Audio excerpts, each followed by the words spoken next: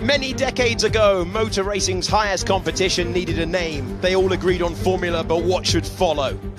Some wanted the letter A. Others preferred international to reflect the journey around the globe. In the end, only one seemed to fit. They called it Formula One.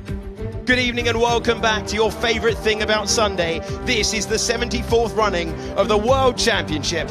Whether it's your first race or you've seen them all, we thank you for joining F1's longest season. And it all begins here, around 57 laps of Bahrain, 5.4 kilometres, 3.3 miles, 15 turns. There's not much in the way of elevation, but there's plenty of overtaking. This is often one of the greatest races of the year for side-by-side battles, and there's nothing to show you that like last year. Verstappen versus Leclerc, pass, repass, and repass again.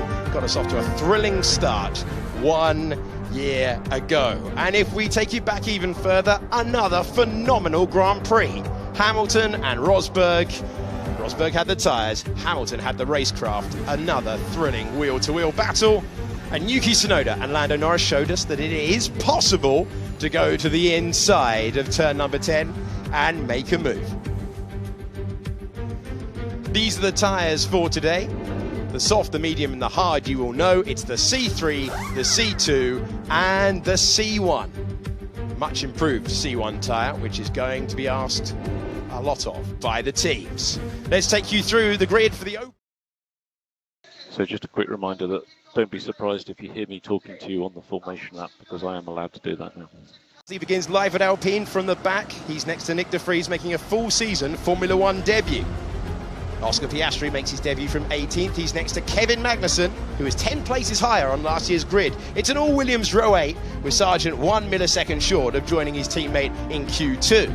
Yuki Tsunoda has scored on both previous visits here. He's going to have to raise a few places to do so again. Zhou Guanyu is next to him. Valtteri Bottas had a superb record around this circuit inside the top 6 of qualifying before. It's gone out the window. Lando Norris is next to him. Hulkenberg back in Formula One and back into the top 10. He's next to Esteban Ocon. Lance Stroll defying injury for his best ever start around this circuit. Lewis Hamilton on the other side of the coin, his worst ever start around this racetrack. Then comes George Russell in 6th, next to one of the stars of the weekend, Fernando Alonso threatening the podium. Sainz and Leclerc lock out the second row for Ferrari. And at the front of the field, the Red Bulls of Sergio Perez and Max Verstappen. Perez trying to win here for the second time.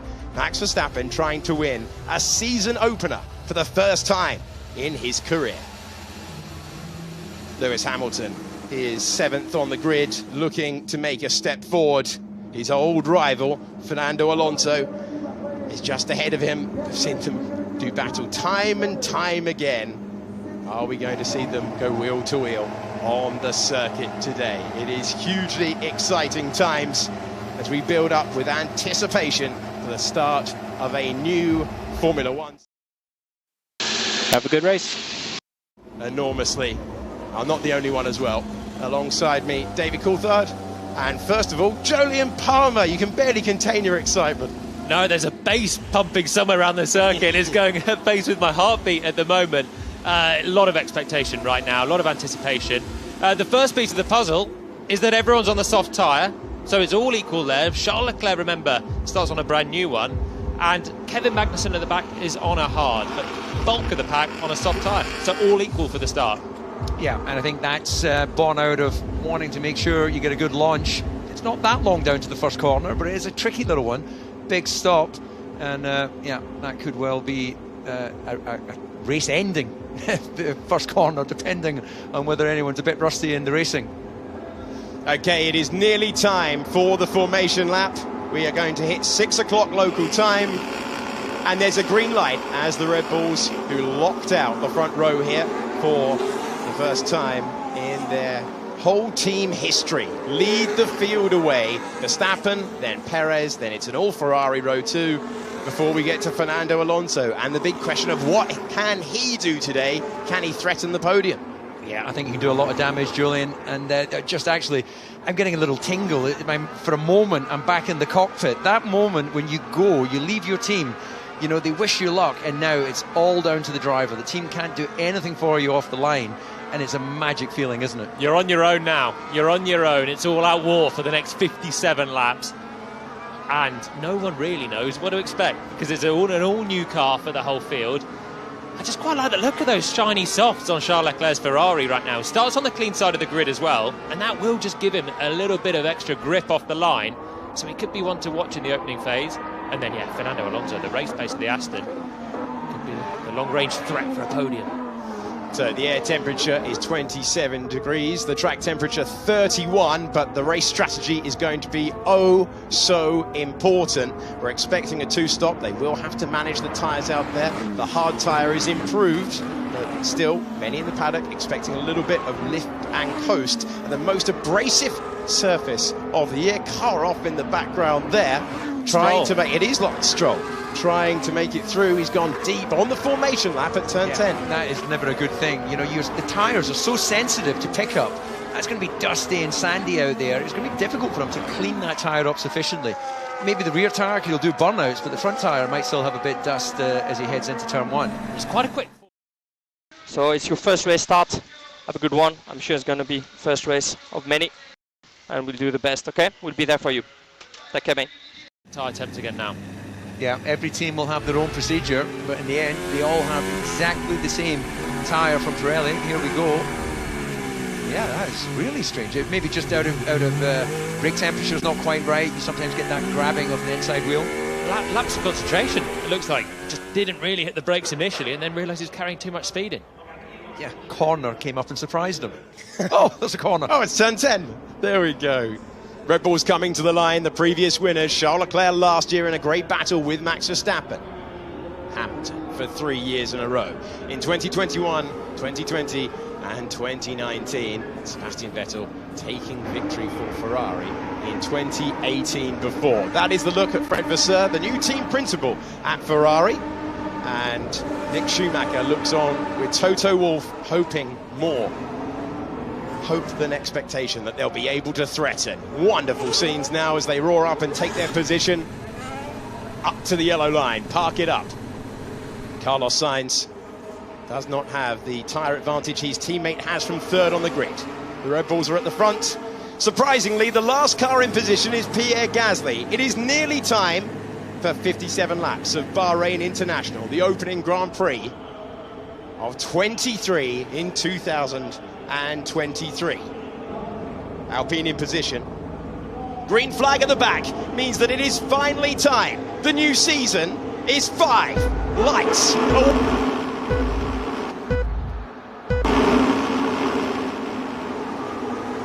And Formula One in 2023 is go. Poor getaway for Sergio Perez. Great launch off the line from Charles Leclerc, and they're very nearly making contact into turn number 1. Verstappen leads. Leclerc is up to second place. Sainz is going to battle with Sergio Perez. Perez did not get a good launch off the line as they all battled through the opening corners. It's Verstappen, then it's Leclerc. Down a place goes Sergio Perez. They're fighting in the background now. The soft tyre worked. That's an ambitious move to the inside. That's a way through. Lewis Hamilton getting past. Contact between the Astons. And that was very, very, very tight. So through he goes. George Russell trying to follow his teammate through. Alonso losing a couple of places. It's Verstappen, then Leclerc. Perez, Sainz, up 2 places goes Lewis Hamilton. Russell in 6th, and Alonso did not get the opening lap that he was looking for. Well, he was side by side with Hamilton, and then Stroll came steaming in behind on the inside. Couldn't stop the car again, and rear-ended his teammate, so not good for Aston Martin at all. Good news for Ferrari then. Leclerc with the new tyres did get the launch. Perez fell backwards. It was so hairy with Perez and Sainz going to the pit exit on the way down to turn 1. In the end, all clean there, and Leclerc has split bodywork. Yeah, look at the bodyworks come off. That was a front wing end plate, I think it is. I think it is. What I've got to say, I'm super impressed with the opening couple of corners though. The cars were so close together. Perez, how there wasn't contact with the Ferraris as they ran down to the braking zone, and then yeah, that could have been the absolute nightmare scenario with Lance Stroll clipping the back of Fernando Alonso. Right, dramatic opening meters of the Formula One season, but Max Verstappen exactly where he wanted to be. Charles Leclerc getting the launch that he needed. Yellow flag is out in the middle part of the lap. On that back straight, the debris that we saw, just seeing if there's anyone dropping to the back of the pack. Only one car on the hard tyres, so it's Verstappen leading, then Charles Leclerc. Perez down to 3rd, Sainz is in 4th position. The 2 Mercedes are 5th and 6th, and then Alonso Likely to still continue in the Grand Prix. Valtteri Bottas making it work. Up 4 places. Points completed by Stroll and Norris. Really important work for Mercedes to clear Alonso with both cars. So Hamilton's gone from 7th to 5th. And here we go, replay on board with Stroll, and he's fighting the Mercedes of Russell, and that's a whack. That's a whack on the right rear of Fernando. Teammates clashing in 4 corners of the season is not what you want to see. No, and that cost them the place to the Mercedes, so that could be crucial. We were talking it up, saying there could be an opportunity for Fernando to look for a podium. Well, that's already been put. Loser there. Hulkenberg dropped down to 14th, so the Haas not able to convert that good top 10 qualifying. Yeah, Zhou Guanyu as well, dropping back down 4 places. Gasly getting past the hard shot Magnussen. De Vries at the back of the field, losing a position. So a few carbon fibres scattered across the track there as well, with a bit of debris right to the inside. That's not on the racing line, so that's not a big threat, but you do wonder about puncture potential maybe as everyone's swept across that path. With those younger eyes of yours, can you see which car the debris actually came off? No, they're not young enough. Somewhere in the midfield, wasn't it, on the edge of Possible, some contact on the front, but I'm not sure. Understood, we'll check the data. These cars now and trying to keep the weight down. It's very difficult to tell when bits fly off. It's absolutely true, DC. As we move on, is there a chance, looking through the field for the best chance of a move? Looks like Stroll putting the most pressure on Valtteri Bottas. Checking in, is it a Williams? We're zooming in on Alex Albon. I wonder if the suspicion is it's from his car. You couldn't see anything with the carbon fibre on the front end of the Williams. I'm be very concerned for Fernando Alonso's car after that hit. That was a big hit into the right rear. If he's not picked up some floor damage from that, I'd be surprised. It would affect him a decent amount of downforce. Yeah, you can see the fast starting Stroll actually there. The 2 Mercedes were a bit slow getting away. Hamilton took advantage of getting past his teammate, and then actually look how wide Fernando was down at turn 1. Almost like he was making sure, I'm not going to have contact there, I'm leaving plenty of space. And then put in perspective, look how far back Lance Stroll is, battling. We've got track slippery out of turn 10. They'll be on the left hand side, stay right. Further up the road, DC, that is miles in. He must have been heart in mouth as he was herring towards the apex of turn 4 then.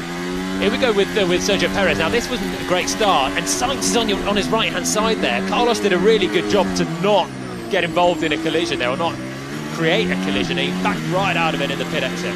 I think that was actually brilliant, brilliantly aggressive from Charles Leclerc, brilliantly reactive from Checo Perez. And here we are once again seeing that contact. I've been hit in turn 4. Yeah, but I mean, they cannot do that. Yeah, copy, we are reviewing. They can't, or we can't. Yeah, he doesn't know it was his teammate. I wonder if Stroll has a brake problem though, after the way that he went off on the formation. That's the only thing, the way that he's not been able to stop it. Well, he's got a broken toe. Is it the left foot or the right foot? Left foot braking in these things? It hasn't affected That's thus Haas, yeah, it's a Haas front wing end plate. It was Hulkenberg's front wing end plate. Verstappen with a 2.8 second lead out front. Perez still unable to make a dent. There has been a move through the field though. We did see, I think it was Lando Norris lose a place to Esteban Ocon. 2 places this lap. Albon's gone through as well past Norris, was in the top 10, and now he's slipped down. Stroll's going okay now, so I don't think there could be an enduring problem with the brakes. Just a bit of sloppiness maybe. Yeah, it might take quite a while to get his heart out of his mouth though. Of all the things you do not want to do in the opening meters of your Formula 1 career as teammate to Fernando Alonso, worst case scenario. Poor old Lance Stroll is having a rather dramatic start to his season, not one that he wanted. No, imagine if he had taken them both out and he was called to the chairman's office. Sorry, Dad. Yeah, big apology would have been coming their way. Interesting that Alonso is just holding back. He's not all over the back of George Russell. How does the car feel, Nico? Yeah, pace is high. Sliding more than I would like. Yeah, copy that. We're looking at a few things. Just try and get into a rhythm, and we'll try and help you. And does that give an opportunity to Sergio Perez? There's a late lunge from Lance Stroll to the inside of Valtteri Bottas. And how close is the Mexican driver trying to take back the position that he lost in the opening meters? Wide again once more from Lando Norris at turn 1. That's going to leave him vulnerable. He's struggling with that McLaren at the moment. And that is Valtteri Bottas, who has been passed by Lance Stroll, who restores himself up the order. This is very much, I think, a case of hurry up and wait. You know, they're driving to the tire temperatures, especially with the car heavy with fuel. And, you know, Julian's more recently in the cockpit than I, but the drivers have the information to monitor the actual surface temperature of the tyre, and that basically dictates their speed. And if you be a bit more aggressive, you see Verstappen's using his underlying pace, you can then mean he can't go as far into the race. I think Perez is sniffing a chance though now, because Leclerc having that lock-up, you can see that he's pressing on, even with those new tyres that he started with. Here's the lock-up again, hits the brakes. It's just later on in the braking zone, so the speeds come off a little bit, just started to move towards the apex. And this is... Do you think that's because of the sort of lift and coast they'll be doing at this stage? Does that make it more difficult for the driver to, you know, qualifying, you just nail the latest braking. When you're doing this lift and coast, it puts you in a different sort of dynamic. I mean, it could be, but he's an experienced guy at the front end. I think he's just now feeling the heat in an inferior car. We know the Red Bull's quick. Verstappen is now 4 seconds away, and Perez, who qualified right with Max yesterday, wants to get himself in second. He's got DRS in. So this is going to be telling. There's a little bit of debris wrapped around an antenna at the front of Perez's car. Is that a pitot tube? Because if that's a pitot tube, that tells you the airspeed and direction. So that takes away one of the sensors the engineers can use in the garage. I think it is a pitot tube, isn't it? It's a tear-off that's stuck around there. Yeah. Or a bit of tape. Absolutely. Helicopter tape or... But yeah, when you have that blocked, then that's one of the valuable ways of actually working out the car speed versus the wind speed. Russell's really close behind Hamilton as well, and has been since lap 1. And in close proximity further back, we're looking at the battle for 12th position. Said after qualifying yesterday that Lando Norris did a strong job to haul the car to 11th place where he started the Grand Prix. Logan Sargeant, though, trying to score points on debut. Williams, better shape than maybe even they expected at the start of this one. Albon just up the road. Ocon and Albon have passed Norris in recent laps. Sargeant trying to do the same thing. McLaren not come out of the blocks flying this year so far. Bit of a lock-up behind for the Alpha Tauri there. That was De Vries towards the back end of the field. So Gasly's made 2 places. Right in the back of the shot, you can see Kevin Magnussen now having dropped 3 places, bring up the rear. But remember, he's on the hard tyre, everyone else on the soft. And the McLaren is the one that's dropping back in the hands of Lando. Had a good start up into the top 10. And now he's had one Williams pass him, and the other with a rookie at the wheel. There we go, Logan Sargeant comes through, putting all sorts of pressure on Norris. Yeah, Logan Sargeant, very impressive debut so far between quali and his opening laps of the race. But, you know, we have a little briefing, don't we, before the Grand Prix from Andrea... Stella, yeah, excuse me, yeah, the team principal. And I almost called him the Seedle there for a moment, forgetting he's gone off to the Alfa Romeo team. But very frank, he just shares with us, look, we don't have enough downforce, we're having to run more wing to make up for it, therefore we're slow on a straight line. We're not where we need to be. We need to invest in the future. We're going to get a new wind tunnel coming online. This, unfortunately, is going to be a bit of a long, painful... Okay, Valtteri, don't worry about the Astons. We need to do our race. Qualify where he was yesterday, and now he's paying the price. Really, he's got probably another 50 laps looking in the mirrors as we're looking at it right now. Leclerc did a personal best on the last lap, still 6/10 slower than Verstappen, but he at least alleviated some of the pressure Perez put on him. The gap 5 seconds in 7 laps. A race start that saw the Aston Martins come together.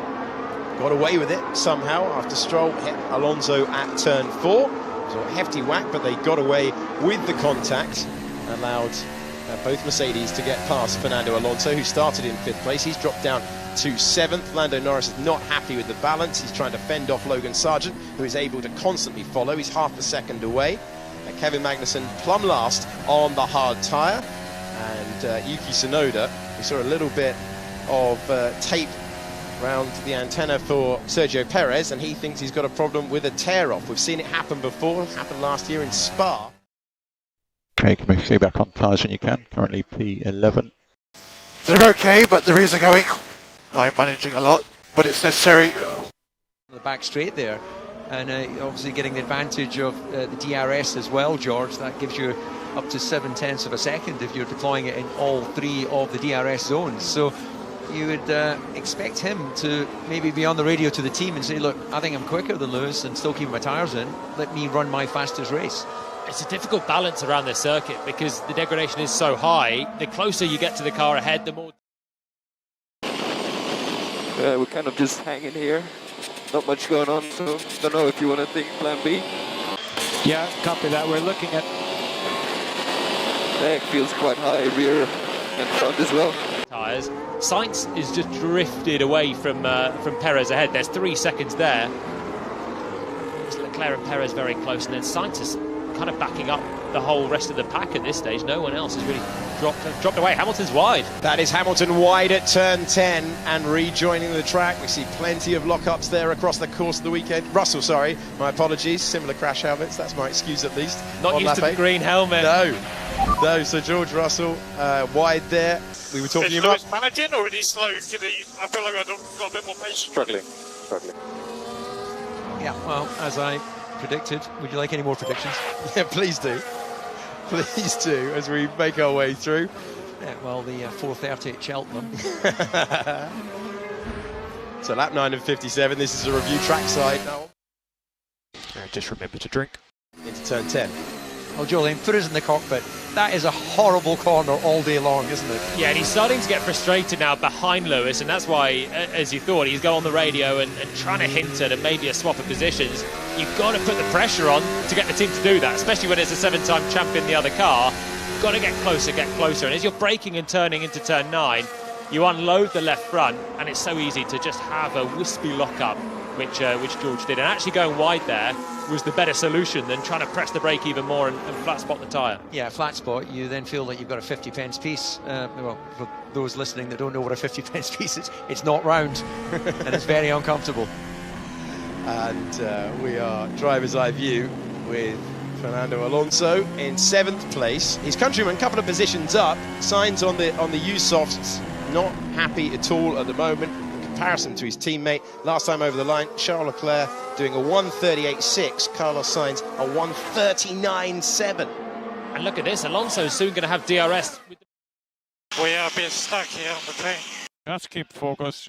Fernando there is just exactly 1 second away. He needs to find a few hundredths to get the DRS as well. Stroll's going with him. If only he hadn't lost those 2 places to be stuck in this position in the first place, because the Aston Martin looks the quicker car at this stage. Yeah, absolutely. Stroll doing a good job, actually, having recovered from that scary moment, clipping his teammate, but they're both going to be putting pressure on the back of the Mercedes. I'm just starting to wonder now, can they get to sort of late teens, looking at the sort of pace and... Go back to Strat 8, Max, and let me know if the downshifts change. Understood, stand by. Bit of engine braking, bit of overrun then as Max is taking his downshifts.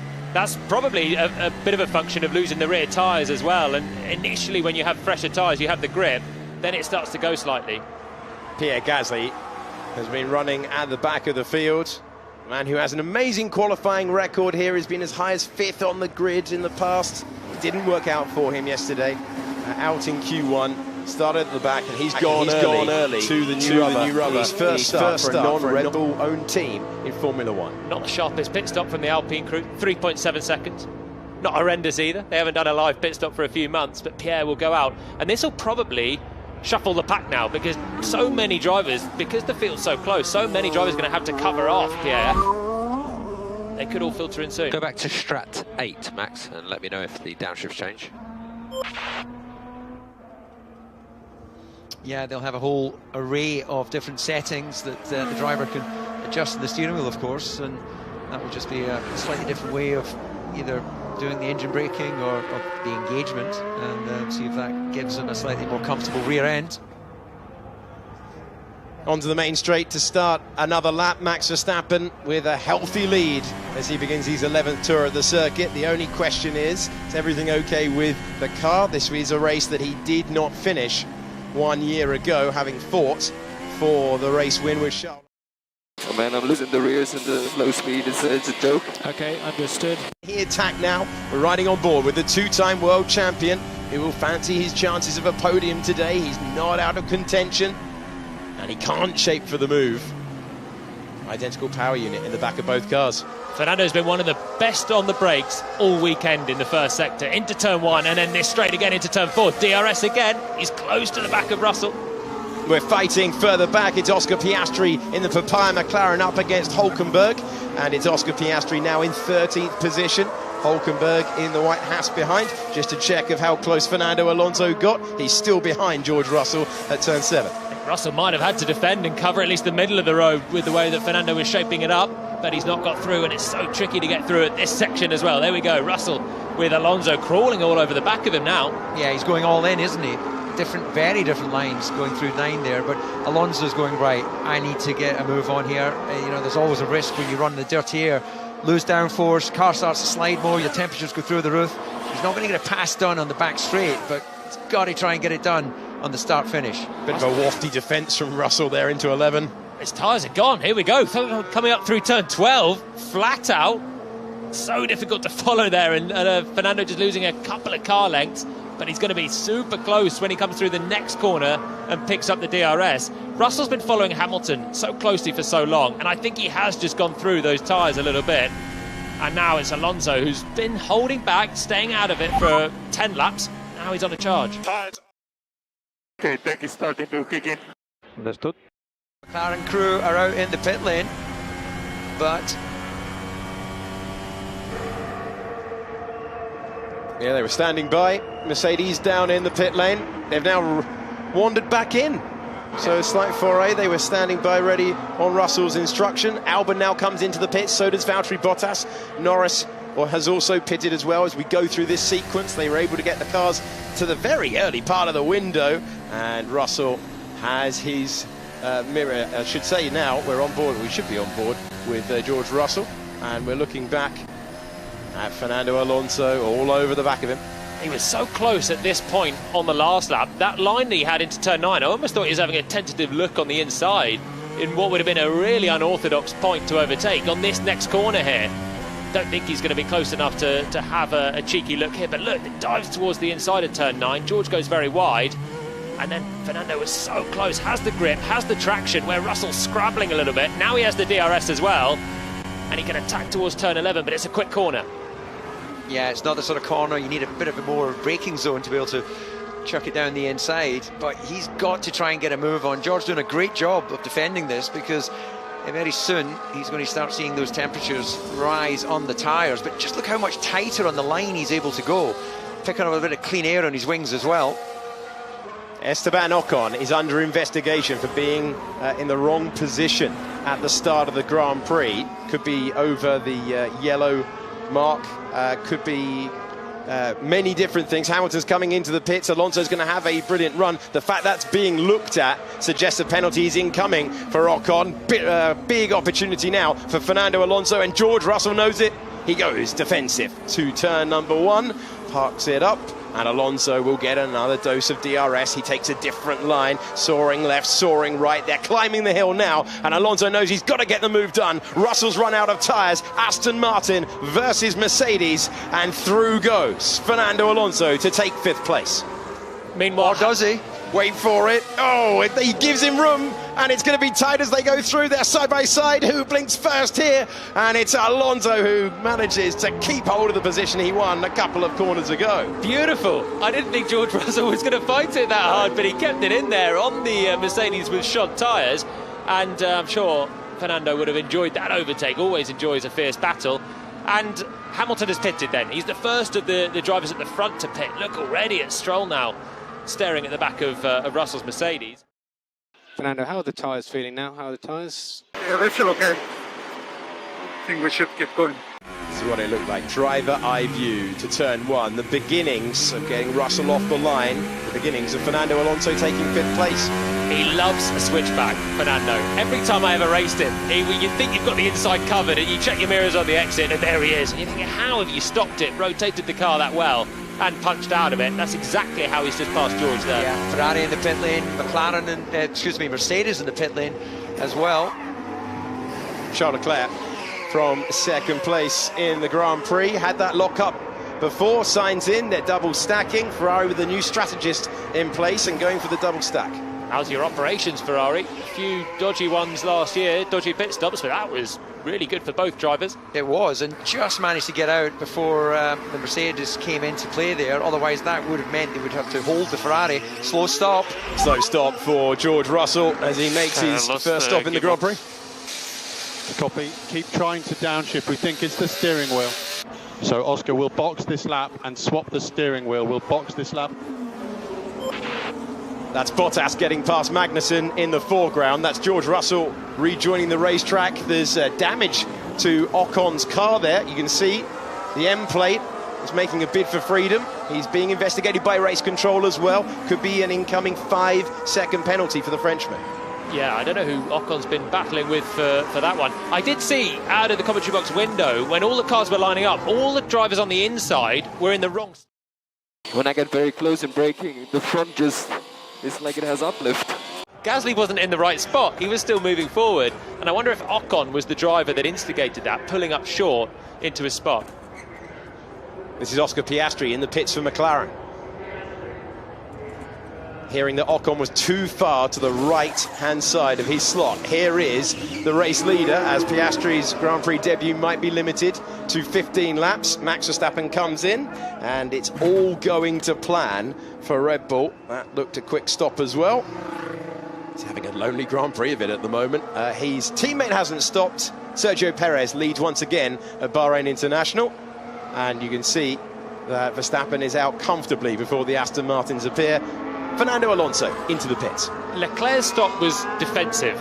Leclerc stopping from second place. He was covering off the undercut from Perez, who was right with him. So Ferrari dived in. They're still looking at second place in this Grand Prix.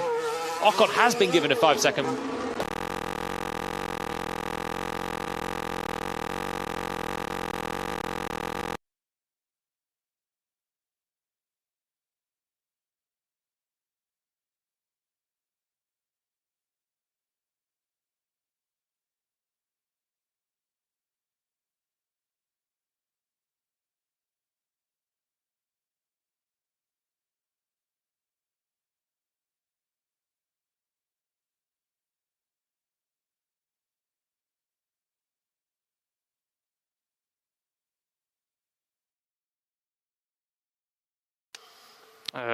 Engines died.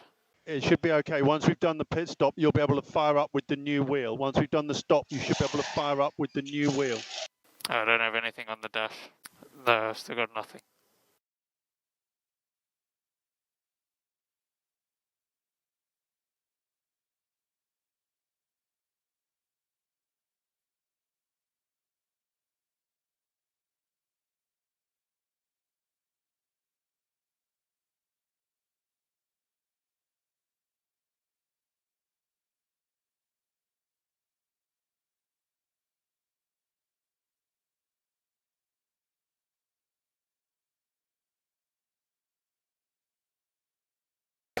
I think that's why he's been in there for a lap or two, just with the engine off, trying to work it out, get him up to speed, and of course get McLaren up to speed as well, get some more data and help develop the car. Here comes Lance Stroll, Canadian driver, previously on the podium at this venue, at the Silverstone-based squad when it was...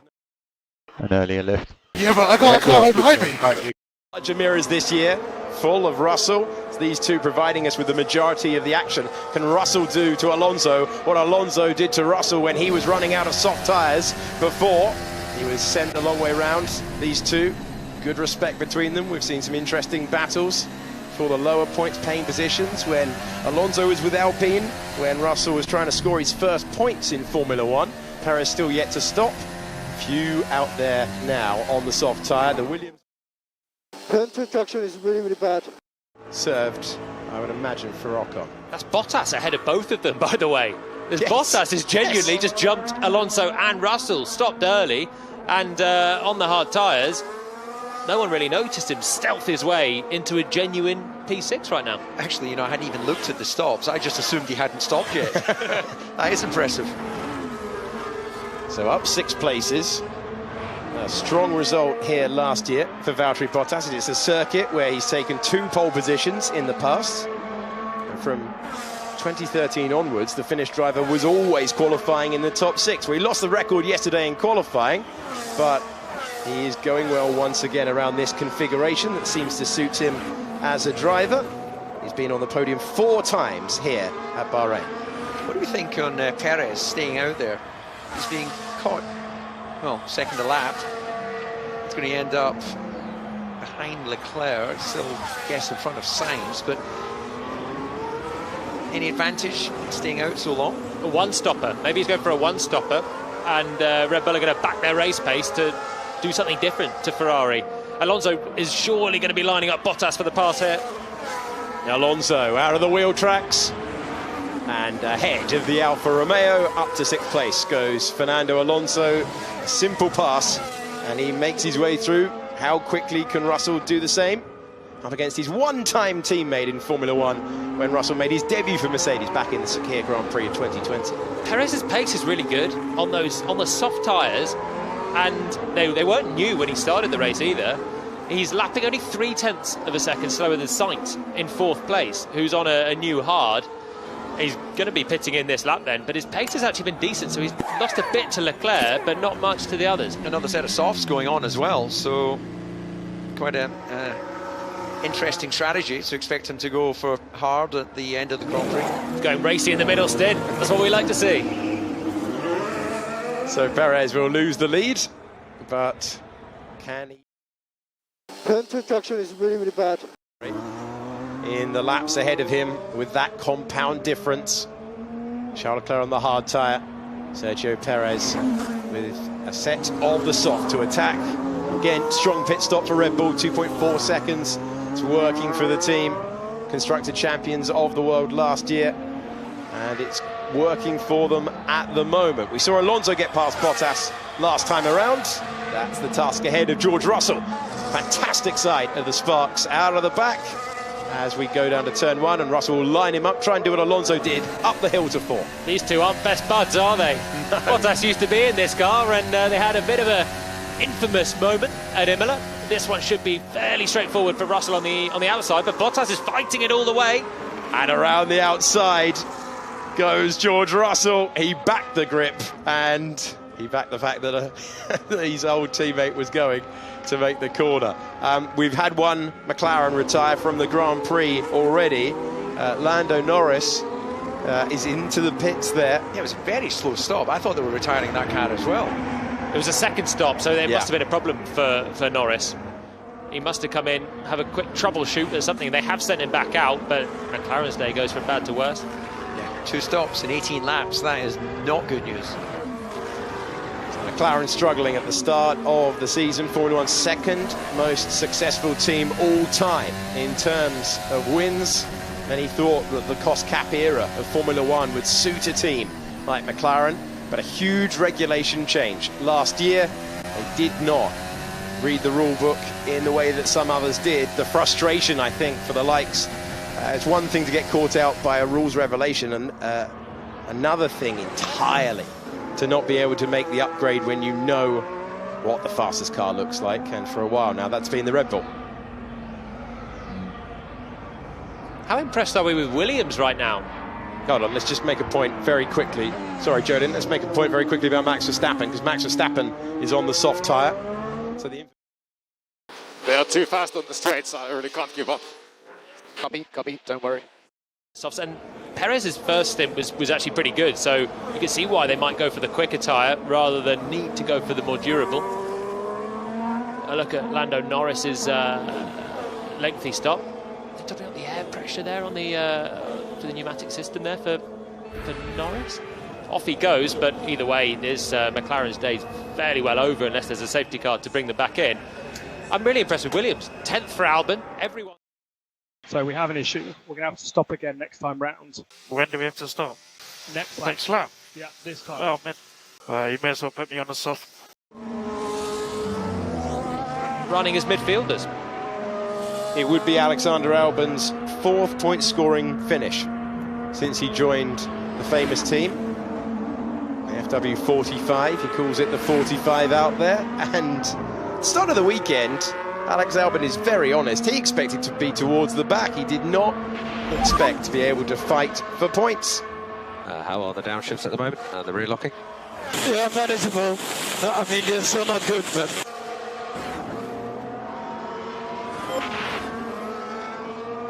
It's 3.8 seconds between Leclerc and Perez at the moment. Last time around, 0.2 of a second between the Red Bull drivers' pace in third and the Ferrari drivers' pace in second place. If Perez can keep that up, we're going to get a battle on track between Ferrari and Red Bull like we had last year. Battle on track right now is Lance Stroll, who's overcome the injury to both wrists, then told us yesterday that he broke a toe as well. We'll see if there's any more updates. But Lance Stroll persevering. I think the speed of the Aston Martin has absolutely hastened his return, I think. If it was the ninth fastest car like it was 1 year ago, maybe we wouldn't have seen him this week. Sit and watch for a couple of weekends, maybe. Yeah. He's eager to be in there. He's doing a good job through the first 20 laps. Still, he's got Fernando Alonso, George Russell in sight as well, having cleared Bottas there. If you are an Esteban Ocon fan... Okay, Nico, so we are missing some performance from the lap 1, so it is making it very difficult for you, but just do the best you can, and we'll try and keep this tyre alive and then see what comes in the race. Or be added to his race time. Alpine not having the start to the season that they wanted. Shabby. Their other driver, Pierre Gasly, is still out of the points in 12th. He started plumb last, though, so he's at least making progress, Pierre. Started last after being knocked out in Q1, then had a lap time deleted for track limits as well. And the team was so punchy with their expectations. It's not gone to plan thus far. Perez with another strong lap. Sorry, DC. No, actually, you've pointed out something much more no, go on, what was it? I was going to ask of the origins of plum last. What is it about plums? There we are, that's the first one of the questions that they're impossible to answer. Lando, car ahead is Ocon. He served a penalty. Might have to have another one. Let's have some fun with him.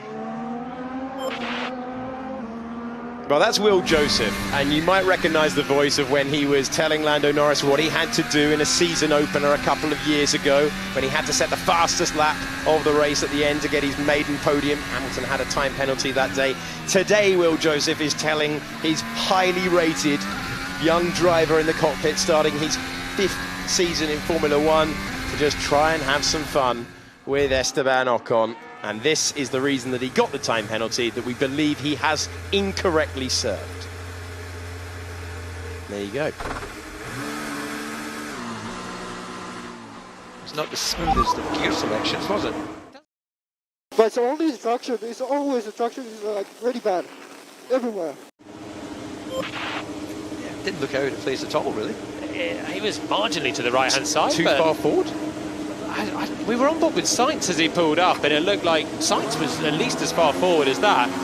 This penalty, as he came in, there was some mechanics going straight to work undoing the bolts on the nose there. So that's why they didn't get the memo not to touch the car for 5 seconds, and that's a little bit of a miscommunication then at Alpine. Leclerc with another lock-up. Perez is coming.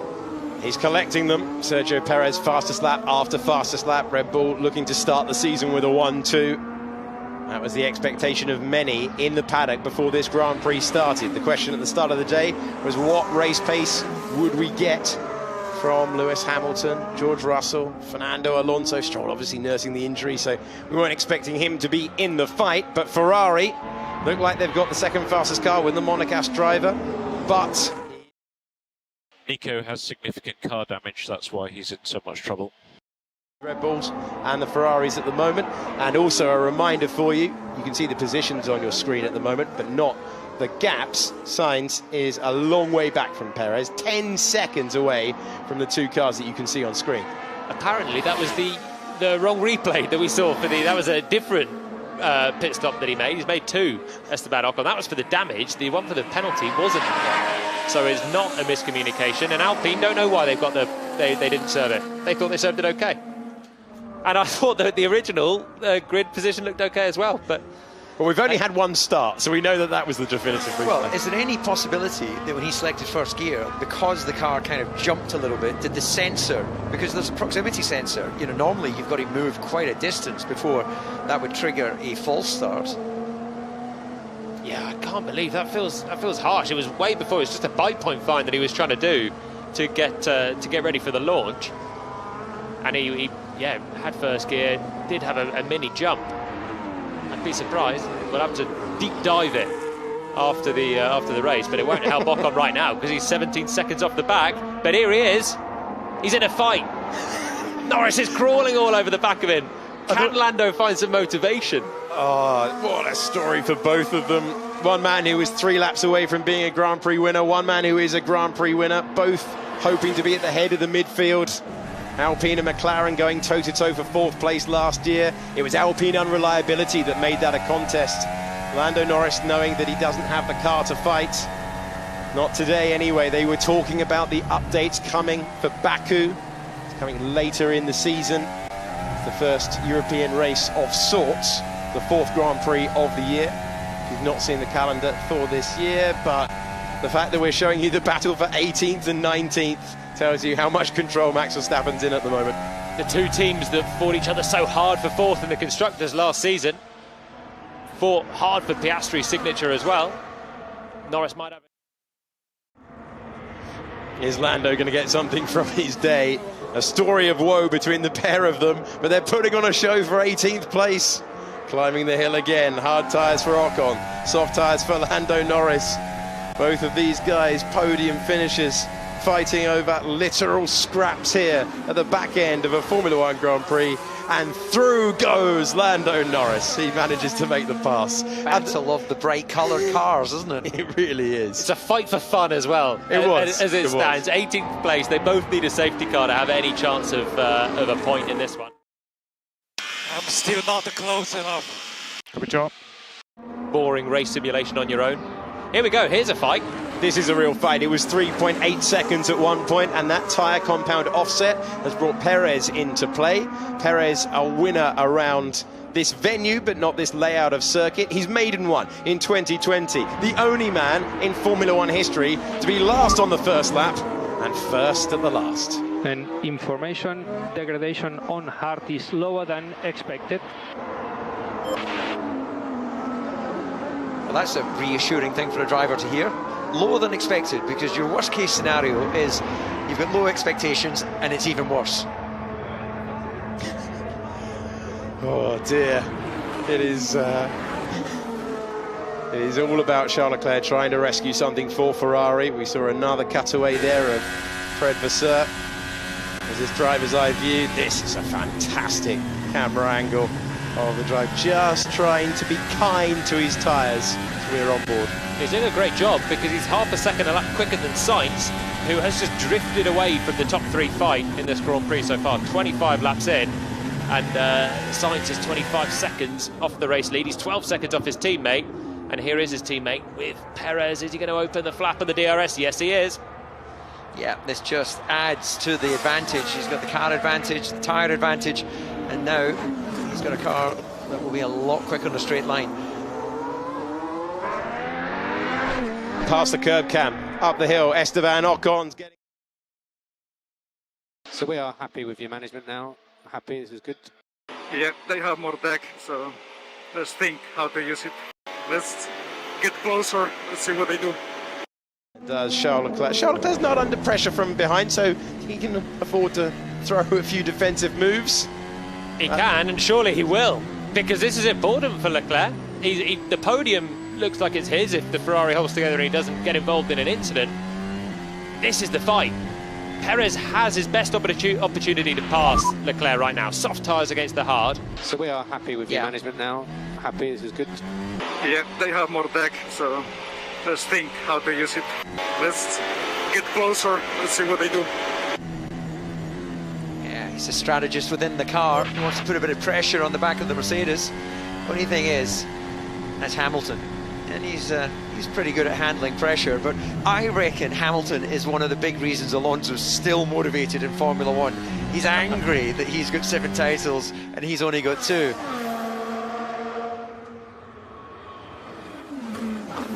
Half a second between Perez as well, but it's half a second a lap that Alonso is taking out of his old teammate Lewis Hamilton. That's the battle for 5th. We'll check you in on that in a few moments' time, because that'll be about 3 laps away before we see those old masters going wheel to wheel. This is the battle for 2nd place in the Grand Prix. This is Perez to the inside of turn number 1, and through he goes. No defence offered at this point, but there will be now a chance for Charles Leclerc to do what he did 1 year ago and repass into turn 4. But does he have the traction off the corner?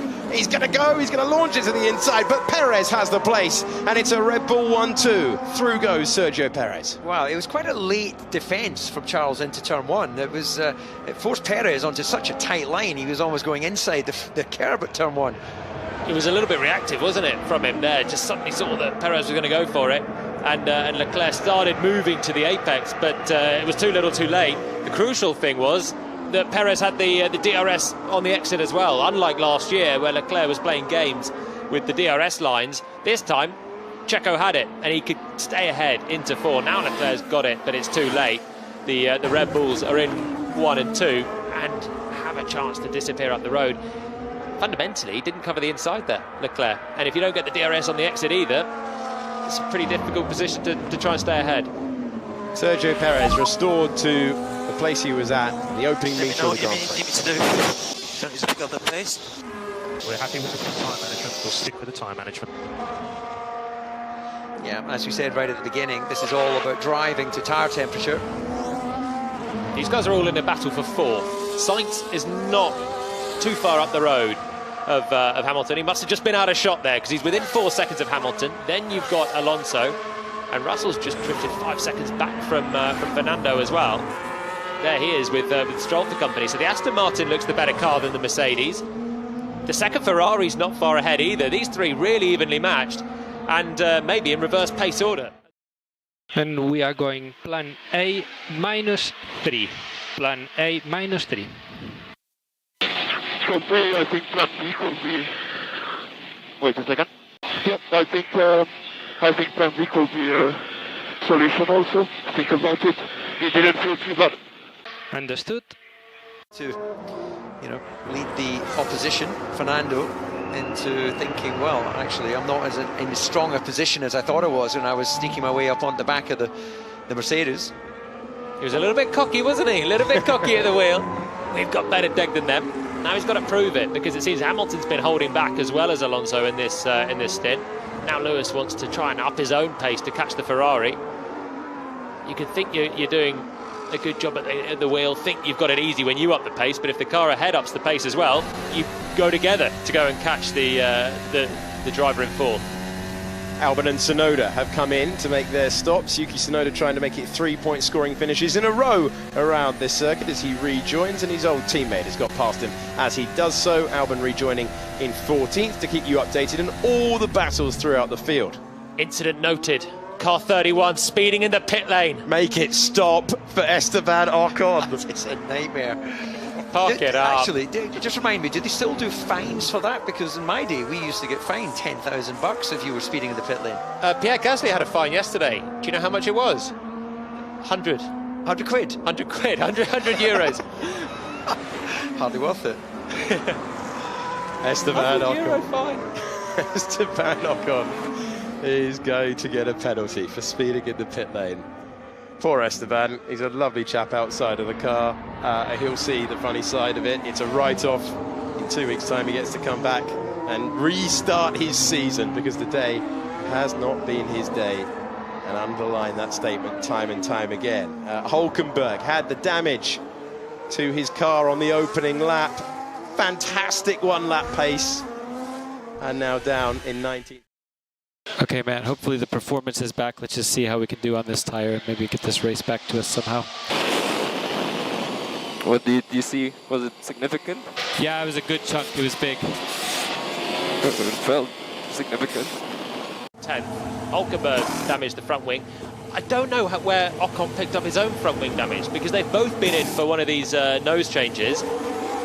But that was obviously the front of the Haas and the rear of the Alpine.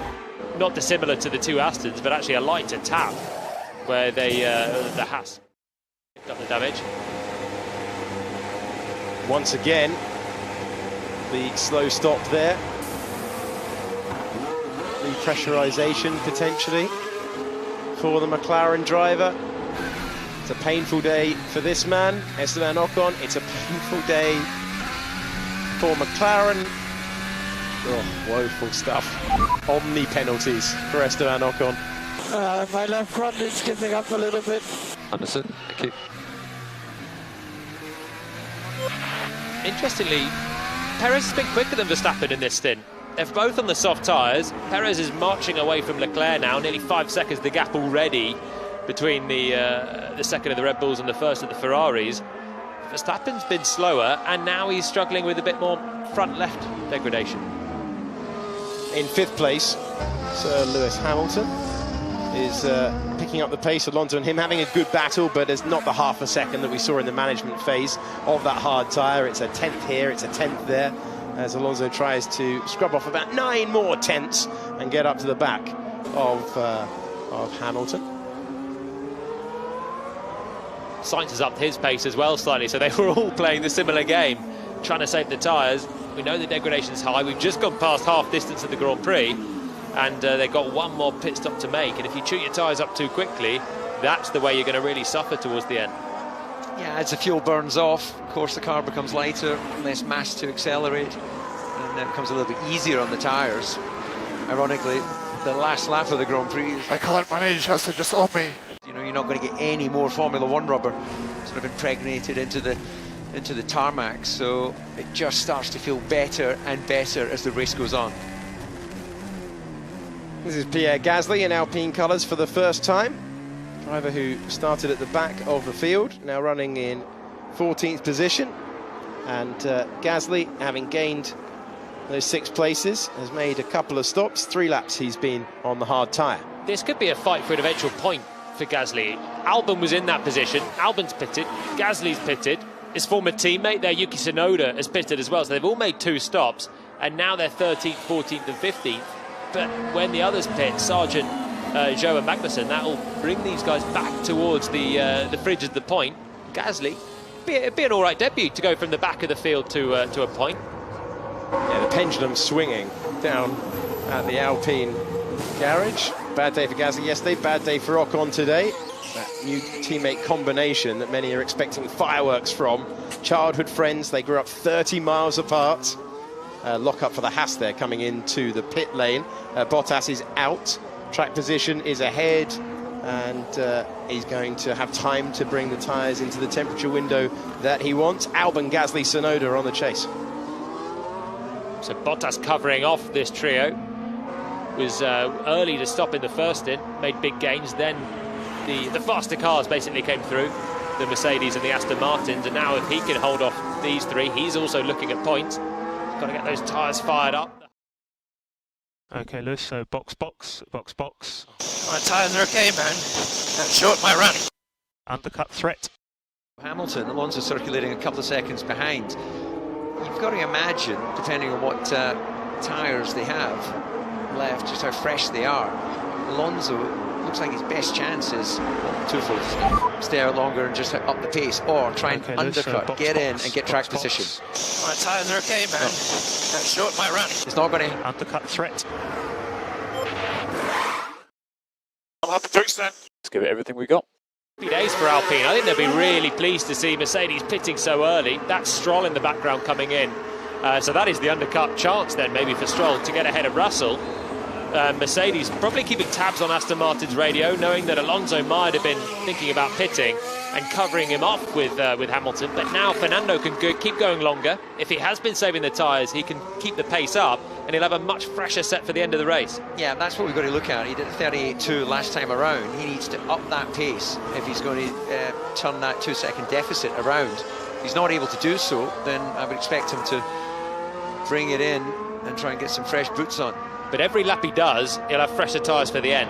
That's the thing. If he's not losing too much, I don't think he's not going to overcut Hamilton, but if he's not losing too much, then he'll just help himself for the end of the Grand Prix. Yeah, absolutely. Well, we saw Hulkenberg went all in with the fastest lap, so we know that the potential that you have from these tyres later in the race when you're not having to be so cautious on tyre management. So Hamilton could do something similar here just to make sure. Tackling is getting on the walls now.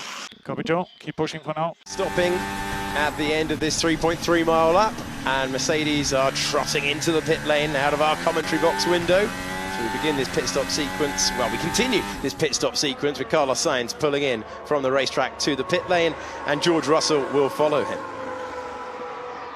Battle of the mechanics in a digital sport. This is one of the most analog moments.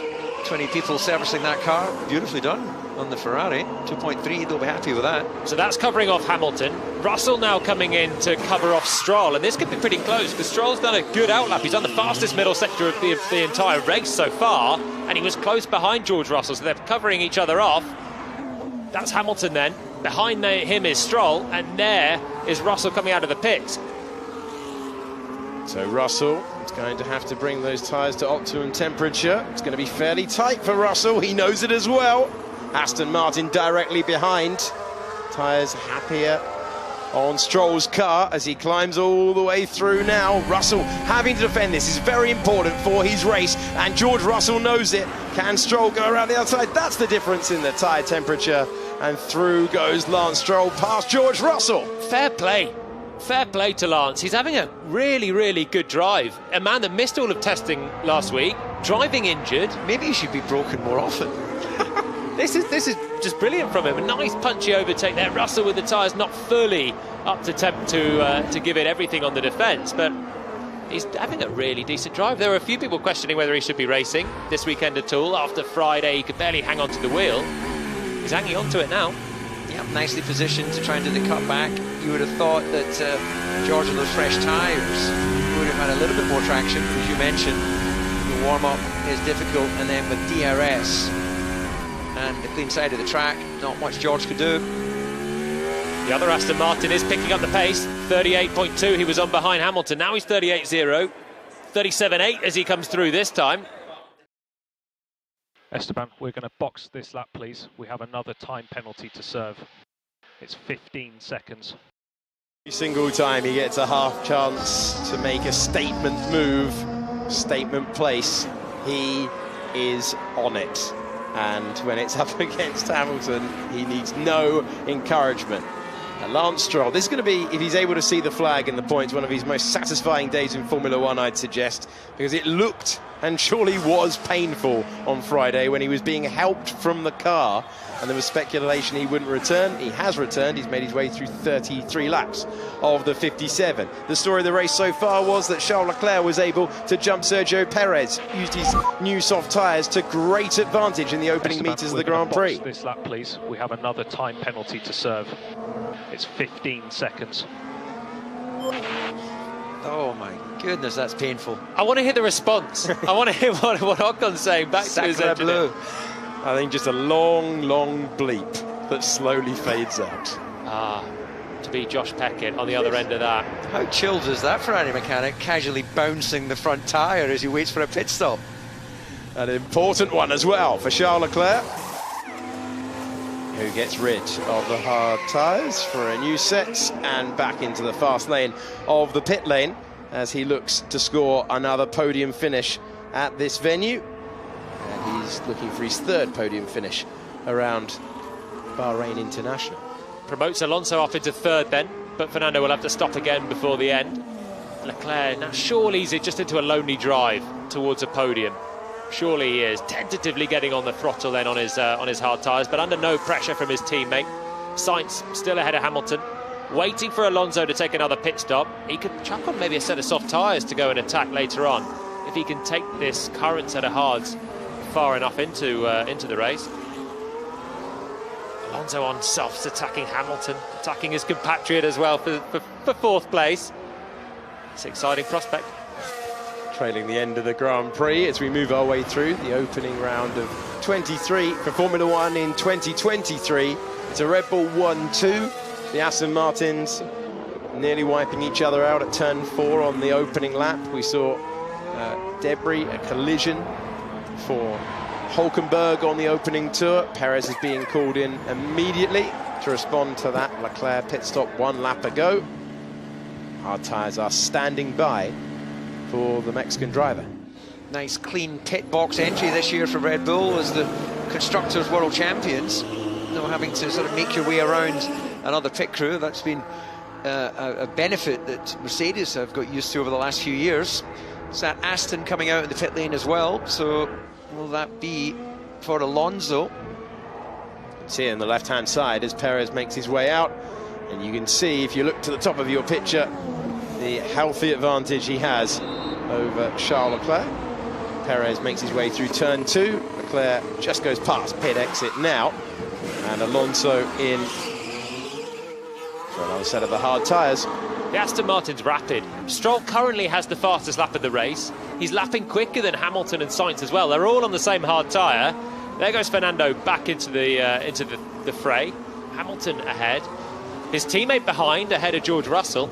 And now that's a straight fight to the flag. Everyone on the hard tyres, but Fernando's are just a little bit fresher. Yeah, fast car, and also operationally very good and consistent in the pit stops as well. Front right didn't quite seat properly initially, didn't quite get it lined up. Still said that was a 2.7 second stop. Yeah, which seems remarkably quick considering how sketchy that was on multiple areas. It was. Yeah, front jack man was a bit sticky as well, getting the front jack out of the way. That's got to be the most stressful job in the pit crew, being the front jack man, trusting us to stop on the mark. Occasionally getting it wrong as well. Did you ever have a bad one? Yeah, I've had the front jack man join me in the cockpit. So George Russell is chasing down Lance Stroll. Fernando Alonso is chasing down Lewis Hamilton. It's 1.3 seconds between Hamilton and Alonso at the moment. Out front, a gargantuan advantage for Verstappen. If you're just switching on at this point, you're thinking, what on earth is going on?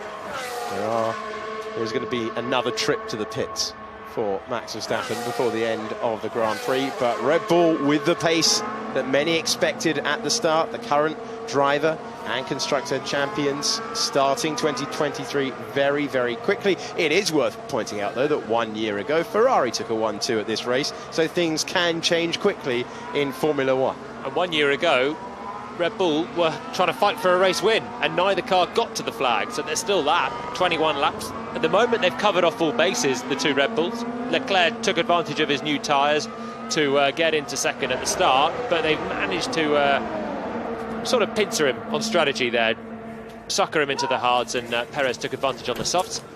Box for Verstappen. The last thing the pit crew will hope they have to do today, just a nice clean stop, and he's got a 37-second window to get this one in and out. Here comes the race leader for the last box that needs to be ticked in what has been an imperious drive so far. The man who has never won a season-opening Grand Prix on the marks, released back into the Grand Prix. Red Bull are having a very, very solid day as he makes his way back onto the circuit, and he will have a healthy margin over his teammate with his final planned stop complete. And Max Verstappen, who has won 25 of the last 44 races, will be thinking about what he's going to say in Parc Fermé and standing on that top step of the podium, because there are no challengers who can get near him at the moment. But that is not the case further back in the field.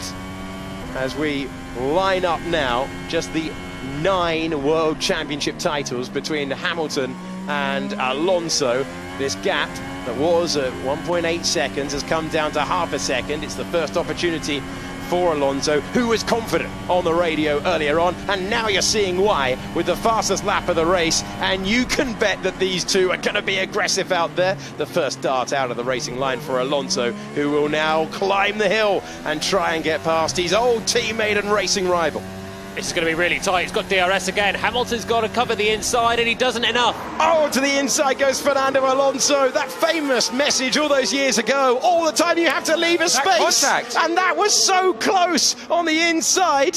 Hamilton did leave a space. Alonso slithered to the inside, and it was very slow on the apex. And it's Alonso behind Hamilton. What a strange moment at turn 4. Was there actual contact there, or was that just Alonso lighting up the rears and having to get out of it? Yeah, it was either contact or an almighty snap from Fernando. It allowed Lewis just a clean wipe through on the inside to get back there. They're going again, though. Fernando with the DRS. I think he enjoyed it so much the first time, he wants to do it again. He's not going to make the move to 11, but the fact he's even forcing Hamilton to think about maybe drifting slightly to the inside of the road. You can see that Alonso is now toying with the man that he shared the McLaren team with, that battle for supremacy in 2007 that allowed in Kimi Raikkonen to take his one and only title. That's how long ago we're talking in Formula One, but memories are long in this sport, and sign me up for a few more laps of this. It's a great story between the pair of them. And now Alonso will try and finally complete the move. The oldest driver in the field, the next oldest directly ahead of him. 3 years younger, Lewis Hamilton, than 41-year-old Fernando Alonso, who's having a little bit of a waft to turn one. It was interesting he decided to try and feint to the inside and then cover off back onto the race line. I don't think that really helped him this time, but DRS once again. Hamilton will really need to close down the inside if he gets close enough. Not this time. This is going to help Stroll, and just running behind Alonso, he'll be able to close that gap. He's got some stopping power in the Aston Martin, though. His ability on the brakes is just tremendous. Yes, let's go.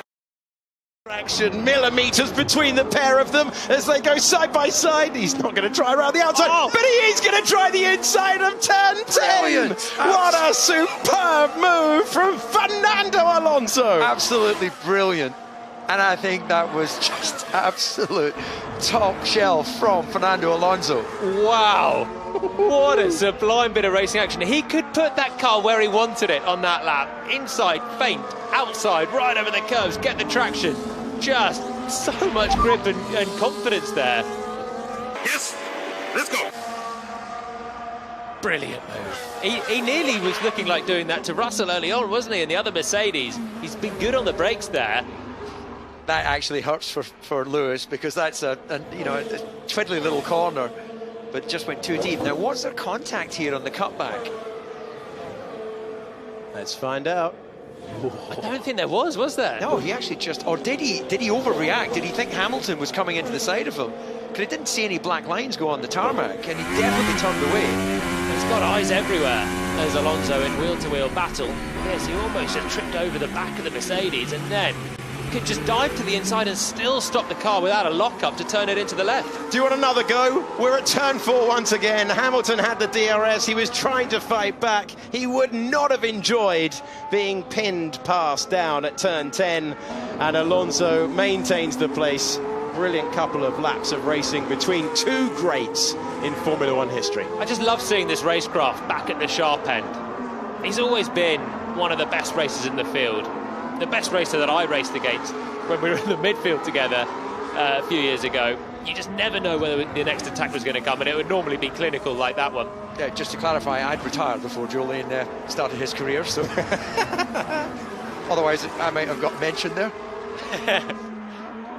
Excellent stuff. Fernando Alonso will have loved that, and you have to say that after lap 1, moment of the Grand Prix so far. A Grand Prix firmly in Red Bull's grasp with a 1-2. Ferrari 3 and 4. What can Fernando Alonso do about the man turning into turn 14? It's Carlos Sainz. Well, Sainz has got Fernando Alonso as his sort of childhood hero. And when he came to Formula One, he said it was kind of surreal to be on track with someone he's looked up to. Well, he's now in the situation where he's going to have to get his elbows out to keep them behind. He's not looked particularly comfortable this weekend, Carlos. Had a tricky Friday. Could have. In testing, in practice, since I don't Formula One, I've been doing these things. Why penalty now? Yeah, it's very frustrating. Let's stick with it. Come on. Fernando doesn't really seem to have been able to get the hammer down and open the gap. That's uncomfortable to keep watching your mirrors, especially when you know the guy behind's got DRS. In testing, in practice, since I don't Formula One, I've been doing these things. Why penalty now? Yeah, it's very frustrating. Let's stick with it. Come on. Been brewing for about 30 laps there, I think, with Esteban. He's got some eloquence out finally. Yeah, we finally found some radio we can broadcast to you. Lando Norris with another lock-up. Matt McLaren not looking fun at all. That's the McLaren you saw off in the background. Oscar Piastri is the only retirement from the Grand Prix so far. No! But as I complete that sentence, Charles Leclerc is coming to a stop. Oh, come on. What happened, guys? No power. Charles Leclerc retires from the opening Grand Prix of the year. 2 retirements now. Ferrari's reliability problems strike once again, and it's not the start the Monegasque driver wanted, it's not the start that Fred Vasseur wanted, and it now means that Sainz and Alonso will scrap over the final podium place. And Prince Albert of Monaco is here in attendance this weekend, so his one sole Monegasque driver has just gone out. Virtual safety car, and actually Leclerc's pulled over in a very responsible place there. The marshals can just push that one back, so we won't have a full safety car, I don't think. But this is terrible news for Ferrari. Let's listen in. Yeah, it's just shut off, hasn't it? That's just a total system failure. Yeah, it's just gone. And this was an area of such weakness last year. Ferrari were pinning their hopes on being able to turn up the power unit, extract more performance because the reliability would be better, and it's conked out in the very first race. Yeah, he still had hydraulic pressure. Could he manage to go down the gearbox? But there was just no response to actual throttle application, and the disappointment for us all, not just Charles. The faces down there tell the story. Real frustration. Ferrari felt that they had taken a step forward in this problem area. They'd made changes in the strategic department. They've tried to turn things around. Red Bull have the fastest car in Formula One, and this year it is Ferrari failing to find the flag with Charles Leclerc. They changed the battery in Leclerc's Ferrari earlier today, and the red light was flashing above the cockpit as well on the roll hoops. I wonder if that's the cause of the problem there. Standing by in the pit lane, Sergio Perez is going past. Max Verstappen's already up the road, so the Red Bull was standing by with soft tyres. They've not taken that up, and the reason they've not taken that up is the virtual safety car is now ending, and Alonso will be straight onto the back of Carlos Sainz. You can guarantee that. Poor Charles Leclerc. Yeah. Had the podium in his grasp easily. He's driven so well, hasn't he? He's been ahead of Sainz this weekend. He loves this place. He's always had good results here, but the car's just let him down.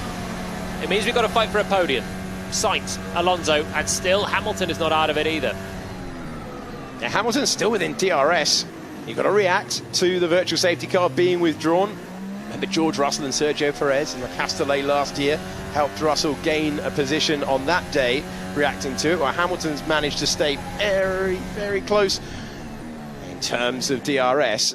Sainz, Alonso, Hamilton, Stroll up to 6th place with the injury. Russell, Bottas, Albon in 9th. That would match his personal best from last season if he's able to stay in that position. And Gasly is pinched right up behind him, very tight. They're all past the commentary box. There's meters between them. We're not showing you that on track at the moment, but I can tell you they're fighting over 9th. Albon and Gasly at this moment in time on lap 42 of 57, and I told you, here we go, Gasly finds his way by. So Gasly goes from the back of the field to 9th in the Grand Prix, and he's not the only one scrapping. Look at this gaggle, 15 laps to go, they're all over the road. De Vries leading Tsunoda, and Zhou Guanyu is in the mix as well. Yuki Tsunoda gets ahead of his teammate, one man starting his first full season, the other one starting season 3, and Zhou Guanyu trying to follow through and trying to get past the Dutchman, but unable to do so.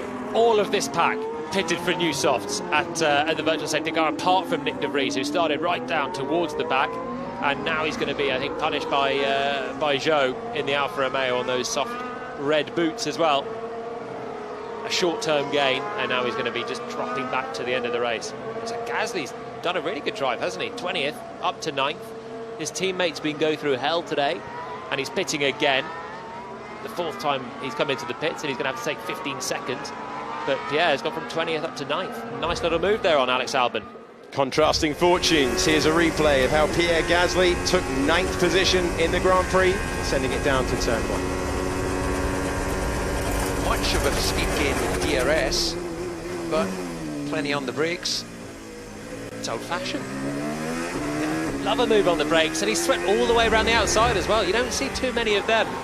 Usually the driver covers the inside, and then you're looking at a scrap down towards turn 4, but I think Albon was so preoccupied with cleaning up the exit of turn 2 that Gasly just swept all the way through.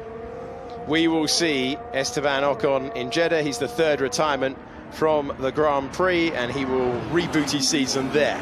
Now, can I interest you in a podium battle between Sainz trying to rescue something for Ferrari, Alonso and Hamilton desperately trying to stay with the pair of them? Very much so. Here we go. Yes, then. please. I have great news about the next couple of laps. This race that was tootling along, it's 9 seconds between the Red Bulls out front. They're in a different postcode to this battle today, but we should get some fireworks before we're going to review Yuki Tsunoda on the fresh soft tyres in a brawl with Zhou Guanyu and his teammate as they climb the hill. His teammate's defensive Zhou allowed Yuki to sweep past both of them, and they went very, very close. The AlphaTauris up here, and Tsunoda took the place. Alonso is a second a lap quicker than Sainz. Now he's turned up the wick, and they're together.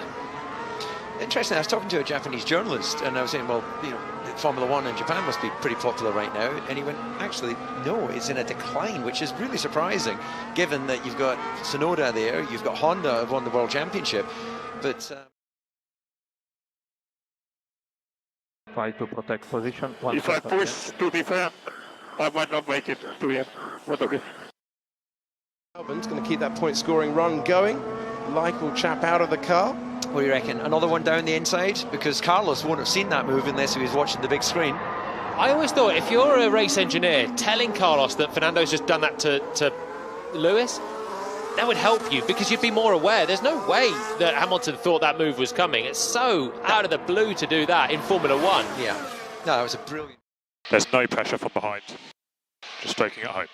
He's still got the racing spirit. Try to protect position. If I push to defend, I might not make it to the end, but okay. Well, Poet, and he didn't know it with that team radio message, but not a message he would want to impart to the team. So he's trying to look after the tyres. Talking about the Ferrari degradation before the Grand Prix. We knew the Aston Martin would be able to attack more with their Pirellis, and a little bit of a correction through that final corner for Carlos Sainz.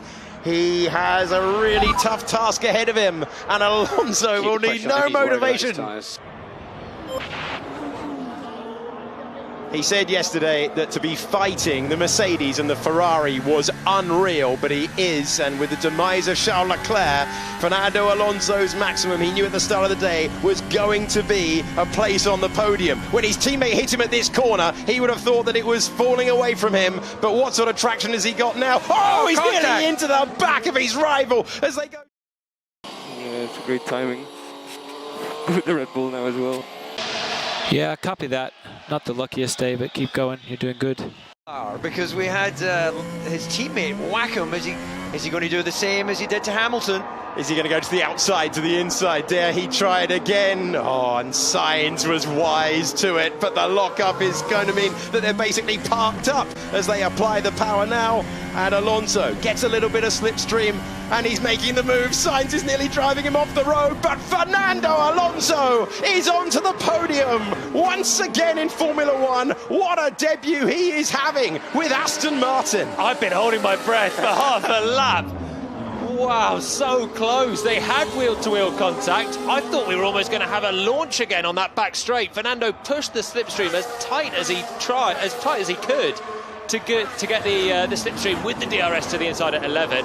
Finally, he's through. The Aston Martin car is so strong.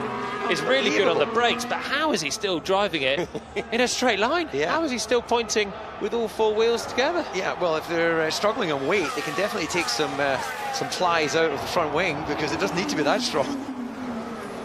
Now Sainz is going to try and keep Hamilton behind, so the preview problem with the degradation of the Pirelli tyres has come true for Ferrari. And the man that finished second in the Grand Prix here last year, Carlos Sainz, in the Scarlet Ferrari, sees a second consecutive podium around this racetrack slip away. Not only that, Hamilton will feel that fourth is right there for the taking as we tick into the...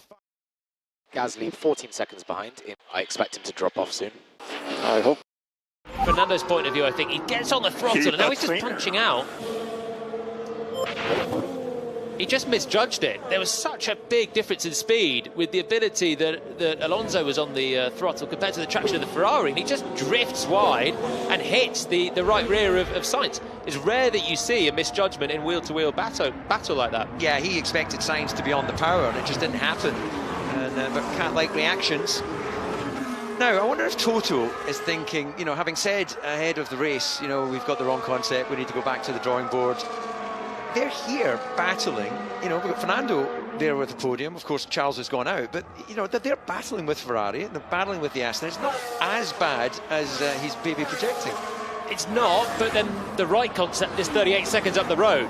That's the problem. Yeah. Good point. Mercedes are not in the business of fighting for fourth place. And it's only a fourth place fight because of the demise of Charles Leclerc, who's the lead Ferrari earlier on. But strong words from Toto Wolff, CEO of the Mercedes Formula One team, saying that the different concept, Ferrari has a different concept to Mercedes, has a different concept to Red Bull, but Red Bull, winner last year, a 17 Grand Prix of the 22, and they look like they've got one hand on the trophy now when it comes to 2023. Today, I'm not being that pessimistic, not at this stage. Sainz is really struggling here with his tyres.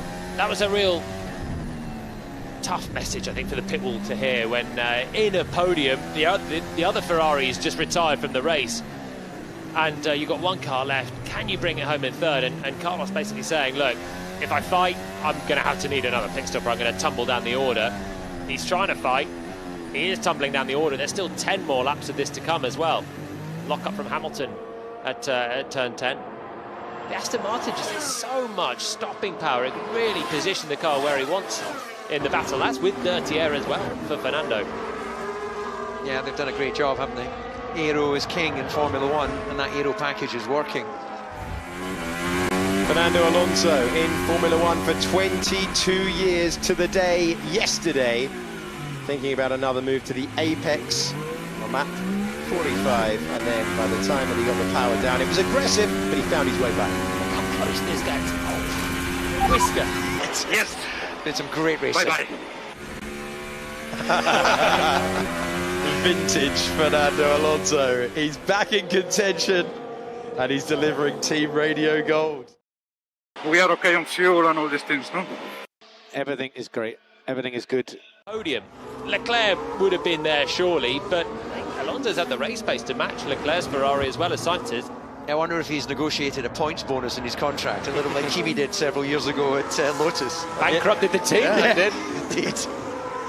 Yeah, everyone will have tears of joy apart from Lawrence Stroll because he's going to write the cheque. We're on board with Lewis Hamilton, who's trying to take that fourth place, make Ferrari's day worse. At the moment, 12 points coming the way of the Scuderia. They were hoping for more. Red Bull 25 with the 18, pole position yesterday. Gasly's got hold of the fastest lap point. Don't think so much. Yeah, checking, focus on the race.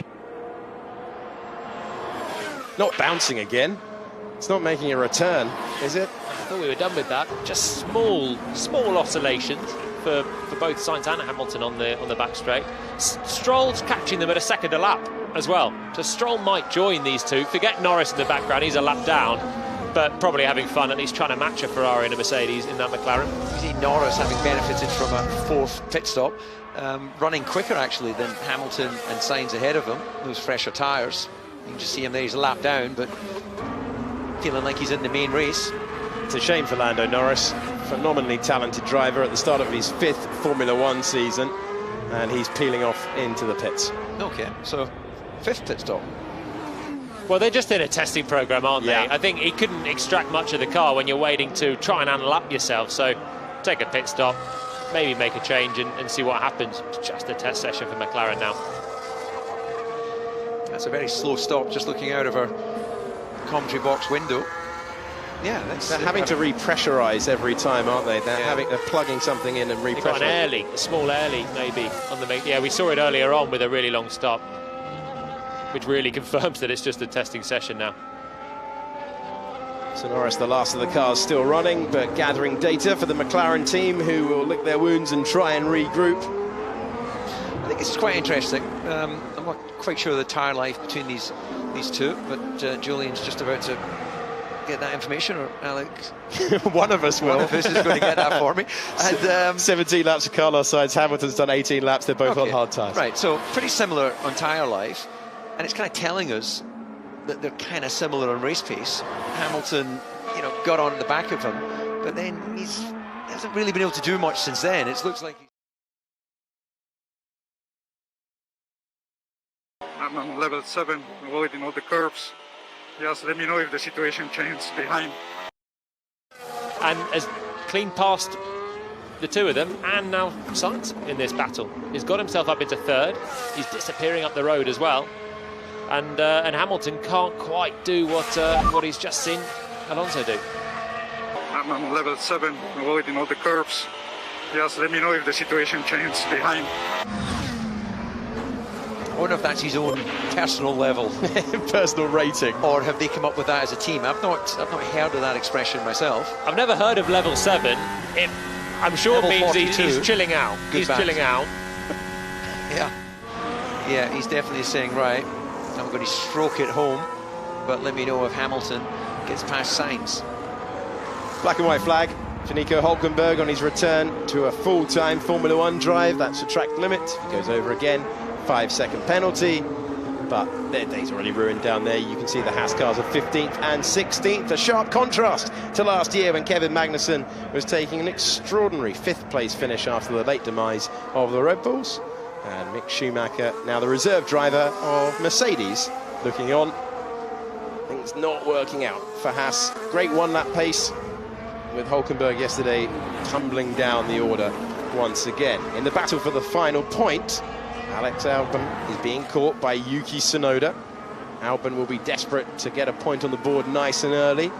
Keep motivation high for the team now, led by James Vowles, who's moved from Mercedes to Williams. And that is going to be a fight in the latter stages. Hamilton's got to the brink of DRS and stayed there.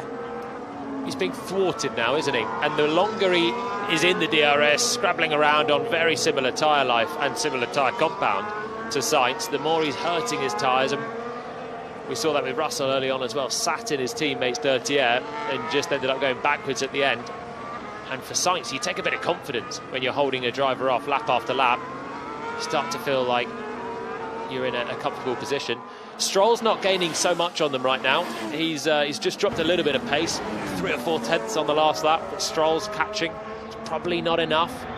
Gasly's having quite a good run at the back of Bottas, though. That's a fight that we might get for 8th place.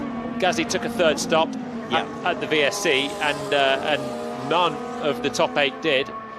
So Bottas' quiet drive might get lively before the end. Yeah, it might indeed. He's got enough time. He's still got enough time. And now for out of the way of the leading Red Bull. That graphic Max Verstappen race leader might get worn out by the end of the year. Red Bull are in a league of their own, 1 and 2 at the moment. Their closest challenger retiring from the Grand Prix. The other one, Fernando Alonso, making his way through. And it's close in the background there. To the inside, bit of a lock-up. That Haas under braking, making the move on Nick de Vries. That soft tyres up against hards. That's Magnussen up to P14. And the tyre compound difference telling as the Dutch driver making his full season debut, his 2nd Grand Prix start today. He won't find the points like he did in Monza last year for Williams. Hamilton just dropping back a bit, 1.5 seconds. Lance Stroll. This is going to be a mistake because this is closer than it was a few moments ago on the timing page. It's turn 10. Yeah, didn't actually get much under rotation, but he just carried. This is a lovely car to drive. Actually, the runoff area there doesn't look that dusty initially, but it's been rubbered in by now, isn't it? Been a lot of action there in all the various formulas. Yeah, Lance, I didn't have enough brake pressure there at any point. No real lock-up, but just didn't slow the car down. And he's got a couple of seconds still to Russell behind. The Aston Martin looks the better car. 5 laps to get those injured wrists to the flag and take double points for Aston Martin. Lance must think, what is my father doing? He gave me a multiple world champion in Vettel, then he gave me another multiple world champion. Yeah, you're right. Whoever had said it earlier about he's been waiting years to sort of get all these little one-liners out. He's been storing them up, hasn't he? Well, with some of the career moves, it's not always worked out this well for Fernando Alonso. The reboot of McLaren Honda, nothing short of a motor racing disaster for the team. Real disappointment. having to hustle the car to Q3 at best sometimes, becoming meme material when he was in the deck chair one year in Budapest. Finally, his phenomenal talent is at the right end of a Formula One grid. Yeah, this is the last roll of the dice in his career terms, isn't it? And it seems like he might have really aced his decision. Running round quite comfortably, doing exactly the same lap time as our race leader Verstappen. I don't doubt Verstappen could up the pace a little bit, but comfortably the second quickest car on track right now. I mean, if he finishes like this, he'll almost be pleased that Lance gave him a bit of a tap on the first lap, because it's given him some more racing action, hasn't it? He's had some racing to do. 3 good overtakes, 2 of them in some of the most balmy fashion that we've seen around this circuit, into turn 10, through turn 10 into turn 11. You don't see a lot of it like that, but he's really enjoyed his day. I think if he had been ahead of those guys to start, if he'd have been with the Ferraris, he might have just disappeared. The Aston Martin race pace is real. So the Red Bulls 1 and 2, Alonso comfortably heading to his 99th career podium. He had one in 2021 in Qatar. Before that, it was a long wait before, with the career moves not working out, and his ability behind the wheel being relegated to the lower part of the field, but the oldest driver of the field heading to a Formula One podium. Hamilton's attempt to get past Sainz has stalled, and he's now 2 seconds back, which is why we're looking at this. The battle for the point, 10th place, will give you Tsunoda, challenged by his team boss, Franz Tost, to get into... Car won't turn in 10. Copy that, Lance, copy that, Lance. We need to brake earlier. We can't push the front like that. Lock up is not going to work. A rookie in Formula One, and Tsunoda has been challenged to step forward. This would be a very useful result if he was able to hustle Albon out of the way. But Albon is now team leader at Williams. He's got a rookie teammate, and he will hope, repel the AlphaTauri in the remaining laps. Hulkenberg is under investigation for multiple track limits. Got the black and white flag, so expect a 5-second penalty coming his way. He won't be too bothered about that. 16th, started in 10th, had a front wing change early on, and has just been getting some mileage under his belt. This is an important fight between Williams and AlphaTauri. Every point counts for the teams further back. Taking advantage of Leclerc not finishing, McLaren not having much form, Ocon having a day to forget, and they've got themselves into this battle for 10th. Whoever gets the point could be precious come the end of the season. Confirmation that Hulkenberg did get a 5-second penalty for exceeding track limits. Beyond, lock up for Yuki Tsunoda. It's going to cost him momentum with 3 laps of the Grand Prix to go. Yeah, this is the battle over the final point. Points mean prizes, quite literally, for these teams. So, does Albon have enough in those tyres? Gasly's going to get towards Bottas as well very shortly, second a lap quicker, and he's just 2 seconds back. That's going to be down to the final lap, I think, for P8. Russell keeping Stroll on his toes, but probably not making enough inroads just yet. Lando, we've had our 3rd strike, track limits turn 7. We must not get any more. That he wanted, and everyone knew at that point that it was going to be very likely he was able to convert it. Testing is one thing, racing is another. They've gone through the pit stops, the car has been put through its paces mechanically, and unlike last year, it's going to be a different result. Will Lance catch them? Lance is 4 seconds back from Hamilton, so I think it's tough with 3 to go at the end of this one. Copy, still amazing. Yeah, exactly. Alonso's done reviewing his car, his race, he's now onto his teammate. I could never do team radio like that until I crossed the checker flag. He's just got so much capacity. He just has that ability, like all the great champions, to be in the moment and be thinking ahead. But I mean, in terms of like also counting your chickens a little bit, just saying what a great day you've had, it's been a pleasure. His head is in podium land, isn't it, right now? Yes. Yeah. I wanted to lock it in before I started saying what a great day I've had and everything else. I don't want to preempt things too much. Holding the checkered flag, ready to welcome home the Red Bull pair and Fernando Alonso. Zhou Guanyu in the pits for Alfa Romeo. As we focus on Max Verstappen going through, it will be if he completes the remaining laps in front of him. His first win in Bahrain, his first win in a season opener.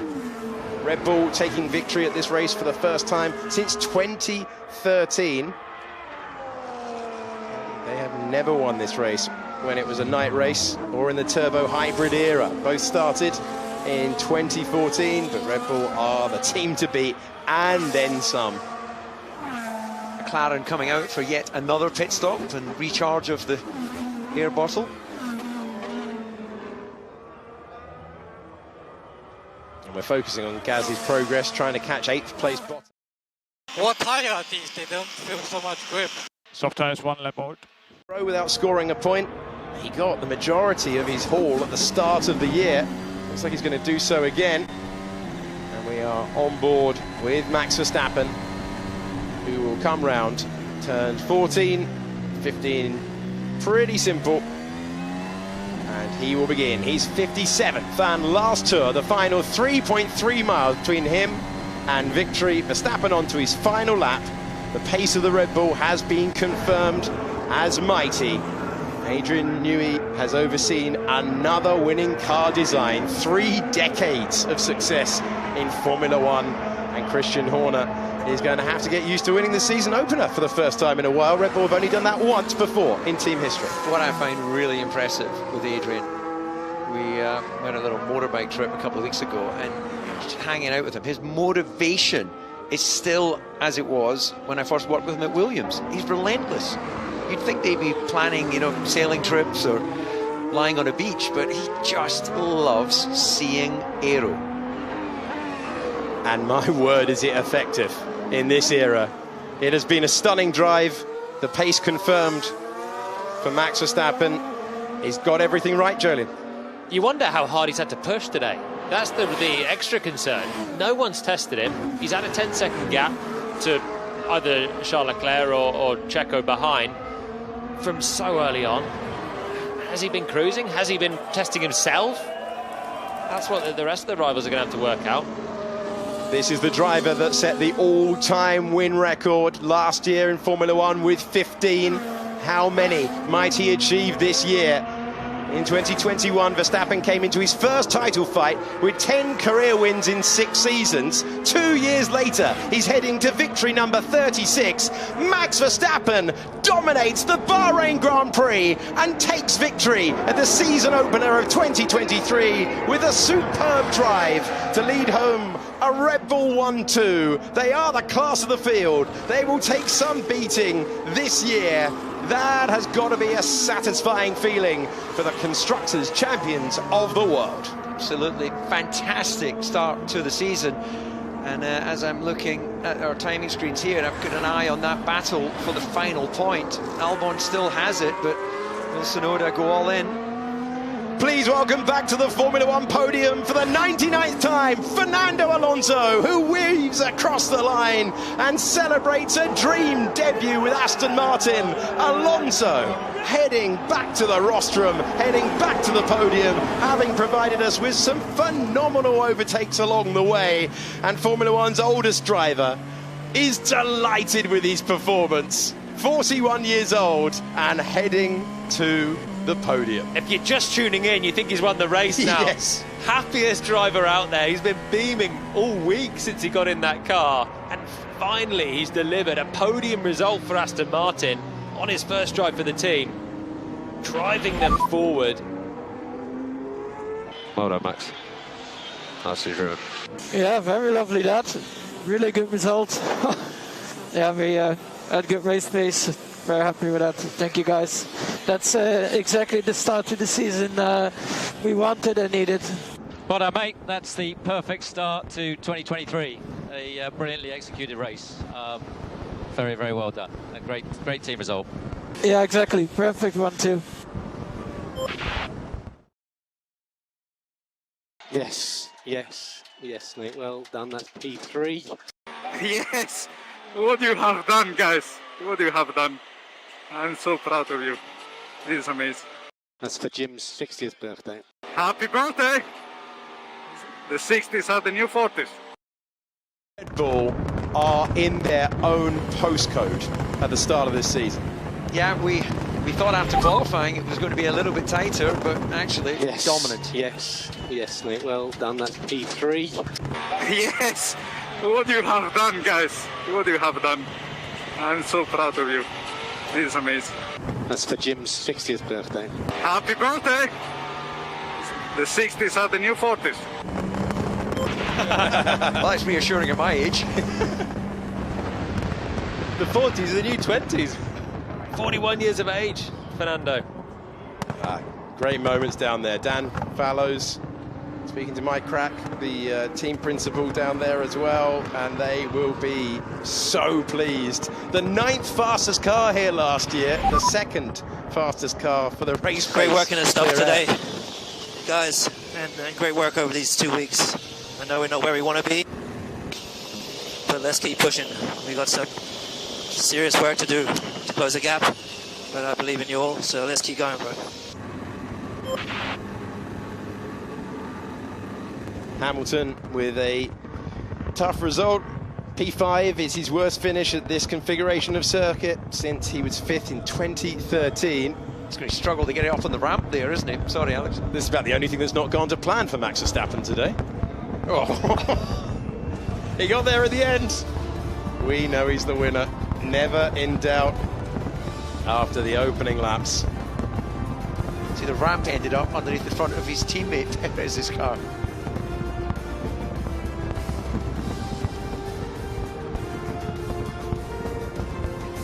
Verstappen just taking a moment, drinking it all in.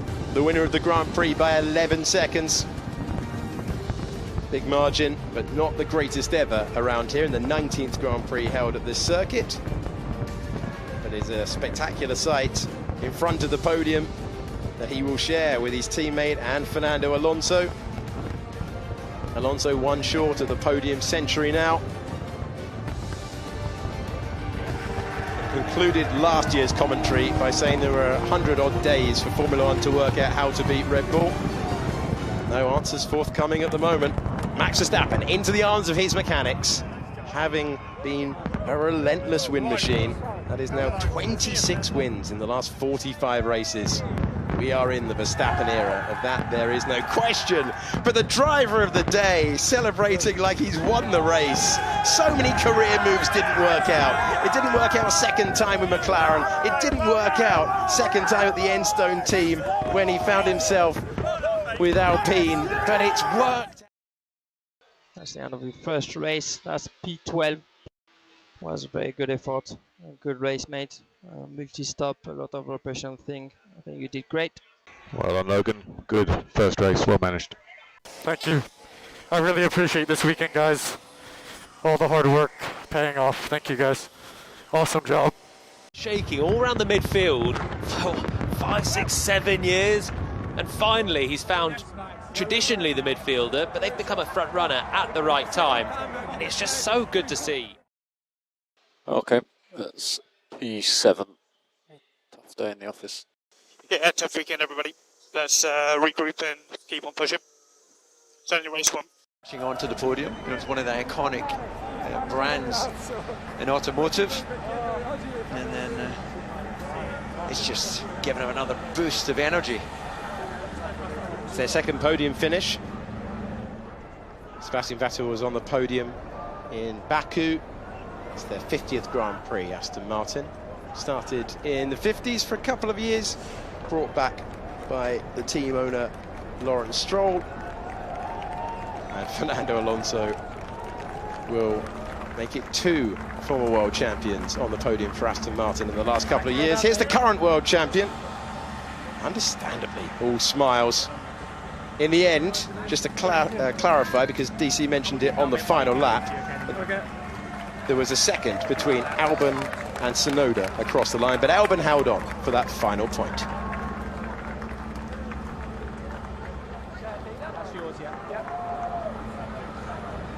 And we're just waiting to hear from the top 3. Nico Rosberg has made his way downstairs, and we'll hear from the top 3 finishers in the first Grand Prix of the season. Fernando, how awesome was that start to the season? P3 for you there. Yeah, man. You are my fucking hero. Yeah, first of all, I think congrats to Lance, my teammate. You know, had a surgery 12 days ago, and now he's fighting right with everybody. So, yeah, amazing for the team. It was great weekend, and yeah, finishing in the podium on the first race of the year. This is just amazing. You know what Aston Martin did over the winter to have the second best car on race one. This is just unreal. How did it feel to pass that Ferrari in Sainz and that Mercedes in Hamilton out on track there? I mean, you were shouting on the radio. Yeah, obviously, I would love to start in front of them and then use the pace, but yeah, we had not the best start today, and we had to pass on track. So yeah, it felt a little bit more exciting and more adrenaline for sure. So people enjoyed. We did enjoy as well. So let's go into Jeddah. Great, and you have more wind tunnel time as well. Do you think that's going to play into it, your development rate of the car? I hope so, but we will not get much next year. All right, let's move on to who's coming next, Max or Sergio? Sergio's coming next. Sergio, that's a dream start for the team, isn't it, with a 1-2 here in Bahrain? Yeah, it's a great start. I mean, when we look back at last year, how we started here, it's really nice. It's a nice comeback as a team. You know, we worked really hard over the winter. So it's great to see all the boys enjoying the first race. And yeah, we have a strong package. So yeah, it was important today to get both cars until the end. But of course, you're also a fighter, huh? And you want to win. Which area is it where you still need to work on most to try and get closer to Max and beat him? Well, I think today was really that start that really put me out of contention from the race. But it was all about minimizing the damage. So finishing second is the maximum I could do today. It's a long season. I think I'm getting closer every single session. So you're confident, huh? You're going to give him a run for his money? Yeah, certainly. I think I'm feeling comfortable with the car, and we have a strong package. And yeah, I will give my best. Thank you. We'll move on to Max now, the race winner. Max, what a dream start and what an awesome drive there. Yeah, it was a very, very good first stint where I basically made my gap. And from there onwards, it was all about just looking after the tires, because you never really know what's going to happen later on in the race. So we just wanted to make sure that we had the right tires and in good condition as well. So yeah, of course, very happy to finally also win here in Bahrain. Yeah, true, your first win here. Was there any issues during the race? I mean, you were complaining a little bit about downshifts and also car balance not being so great throughout the whole weekend. Nothing big. Just little things you always want to fine tune. So I think they're quite easy to get on top of. And now looking forward to Jeddah, different kind of track. Yeah, it's very different. But you're very confident, no, that you can get on top of the balance issues and everything and be just as strong. I think we have a good race package. I mean, of course, it will depend a bit race to race, but yeah, we can definitely fight with this, you know. And yeah, also a big thank you to the team, you know, over the winter, what they've done again to give us such a quick race car again. All right, thank you very much, Max. What a fantastic start to the Formula 1 season.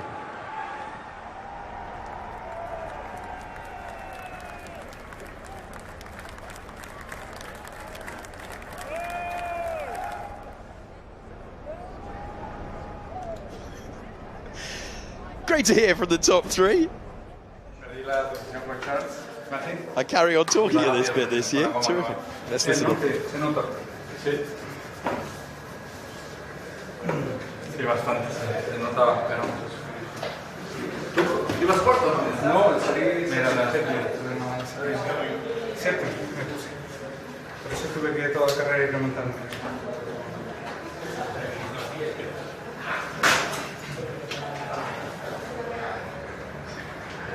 ¿Estuviste mal la salida o qué?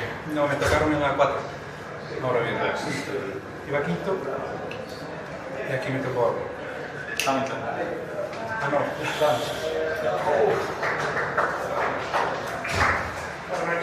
y ahí me pasó el George también.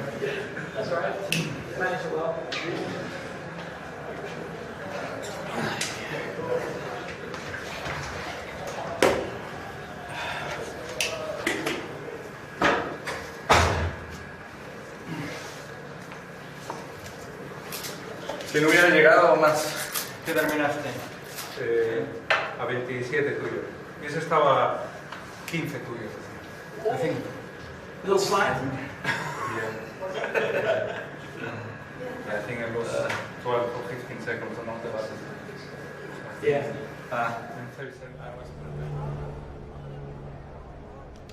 Well, as the conversation continues in the cool-down room, the celebrations begin for the Dutch fans and the Red Bull fans that line the circuit. After 57 laps, it was the Red Bull show, thanks to Max Verstappen. Sergio Perez very nearly 12 seconds behind his teammate.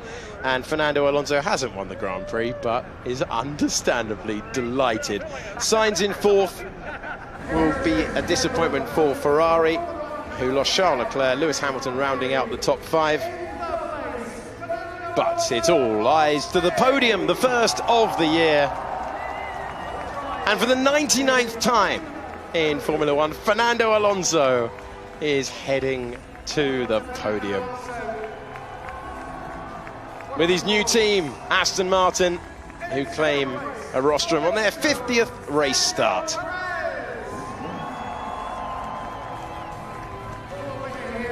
Sergio Perez getting another podium around this venue. His third of his career. Having lost it late on last year. Those memories banished.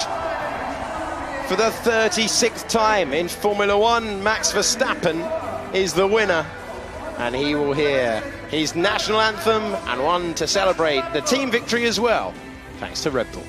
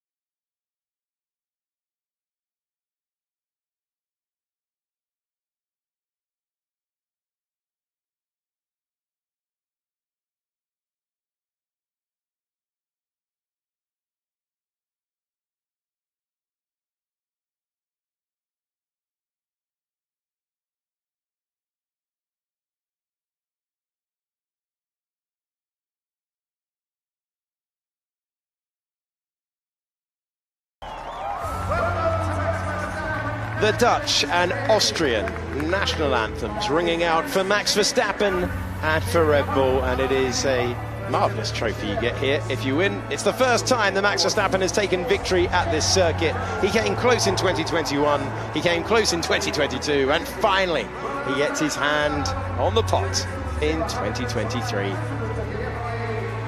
And the first thing when you go into the lobby at Red Bull's factory, the trophies that line the wall. They've added 3 more today, and the gold medal that was introduced at the back end of last year, presented for the first time this season.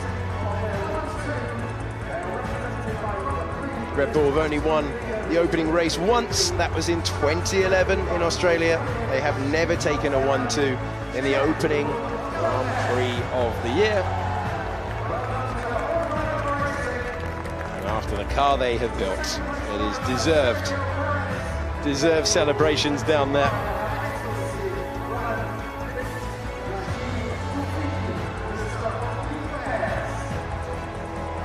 Sergio Perez kept his Formula One career alive with victory at this circuit back in 2020.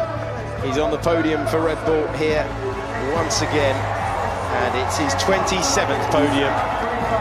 It's the 99th podium trophy for Fernando Alonso, who raises a huge cheer in front of Martin Whitmarsh and the assembled Aston Martin team underneath the podium, occupying the back rows last year with a car that needed developing. My word, have they taken it on. Alonso can look forward to more of this, and we can expect Red Bull to be spraying more of the bubbly. They have dominated the season opener here in Sakhir. They've taken race 1. There is plenty for the rest of the field to do in between now and race 2 of the season in Jeddah. Ferrari, Mercedes on the back foot. It was a good day for Bottas with 8th place, gaining 4 places. Gasly went from the back to 9th position, and Albon scoring a point for Williams. But the happiest 3 drivers are on the podium. And Alonso drinking in every moment. A roll of the dice to leave the 4th best team in Formula 1 for what was the 7th best team in Formula 1. But he's finally got one right for the first time in a while. And he has restored himself to the place where his talent most certainly belongs. Jolien, your thoughts on the opening Grand Prix of the year?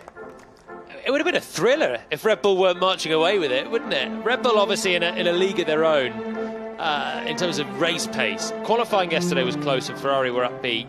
In the race, they were 38 seconds clear of Fernando's great drive to 3rd. There's different tracks coming up. They may be better suited to this than the next. Long season of development ahead as well. Well, we will leave the podium now, take a breather, drink in the fireworks, and review the race result. After 57 laps, Max Verstappen takes the opening Grand Prix of the year. The first time he's won a season opener, the first time he has won in Bahrain. He leads home a Red Bull 1-2. Fernando Alonso with just his 2nd podium in the last 9 years. Carlos Sainz held off Lewis Hamilton. Lance Stroll defied injury to get to 6th. Russell, Bottas, Gasly from the back to 9th, and Albon complete the points. Yuki Tsunoda got a 2nd away, but couldn't quite make it into the point scorers. A strong debut from Logan Sargent, who is the top rookie in the field. Then Magnussen, De Vries, Hulkenberg, Zhou Guanyu. Norris doing a test session after problems with the McLaren. And the retirements, Ocon, Leclerc from 3rd place in the Grand Prix, and Oscar Piastri, who was the first retirement on his Formula 1 debut. Well, it was in some ways what we expected with Red Bull 1 and 2, but in other ways, Fernando Alonso having to fight his way through the field was a sheer delight. My thanks to David Coulthard and Jolien Palmer for their insights in commentary. You can join Will Buxton, Felipe Drugovich, Sam Collins. Jolien Palmer's going to go downstairs, and Laura Winter in a few moments' time. That is the season opener in the books. My thanks most of all to you, wherever in the world you're watching. It's been great to have your company. We'll see you in 2 weeks' time when Formula 1 returns.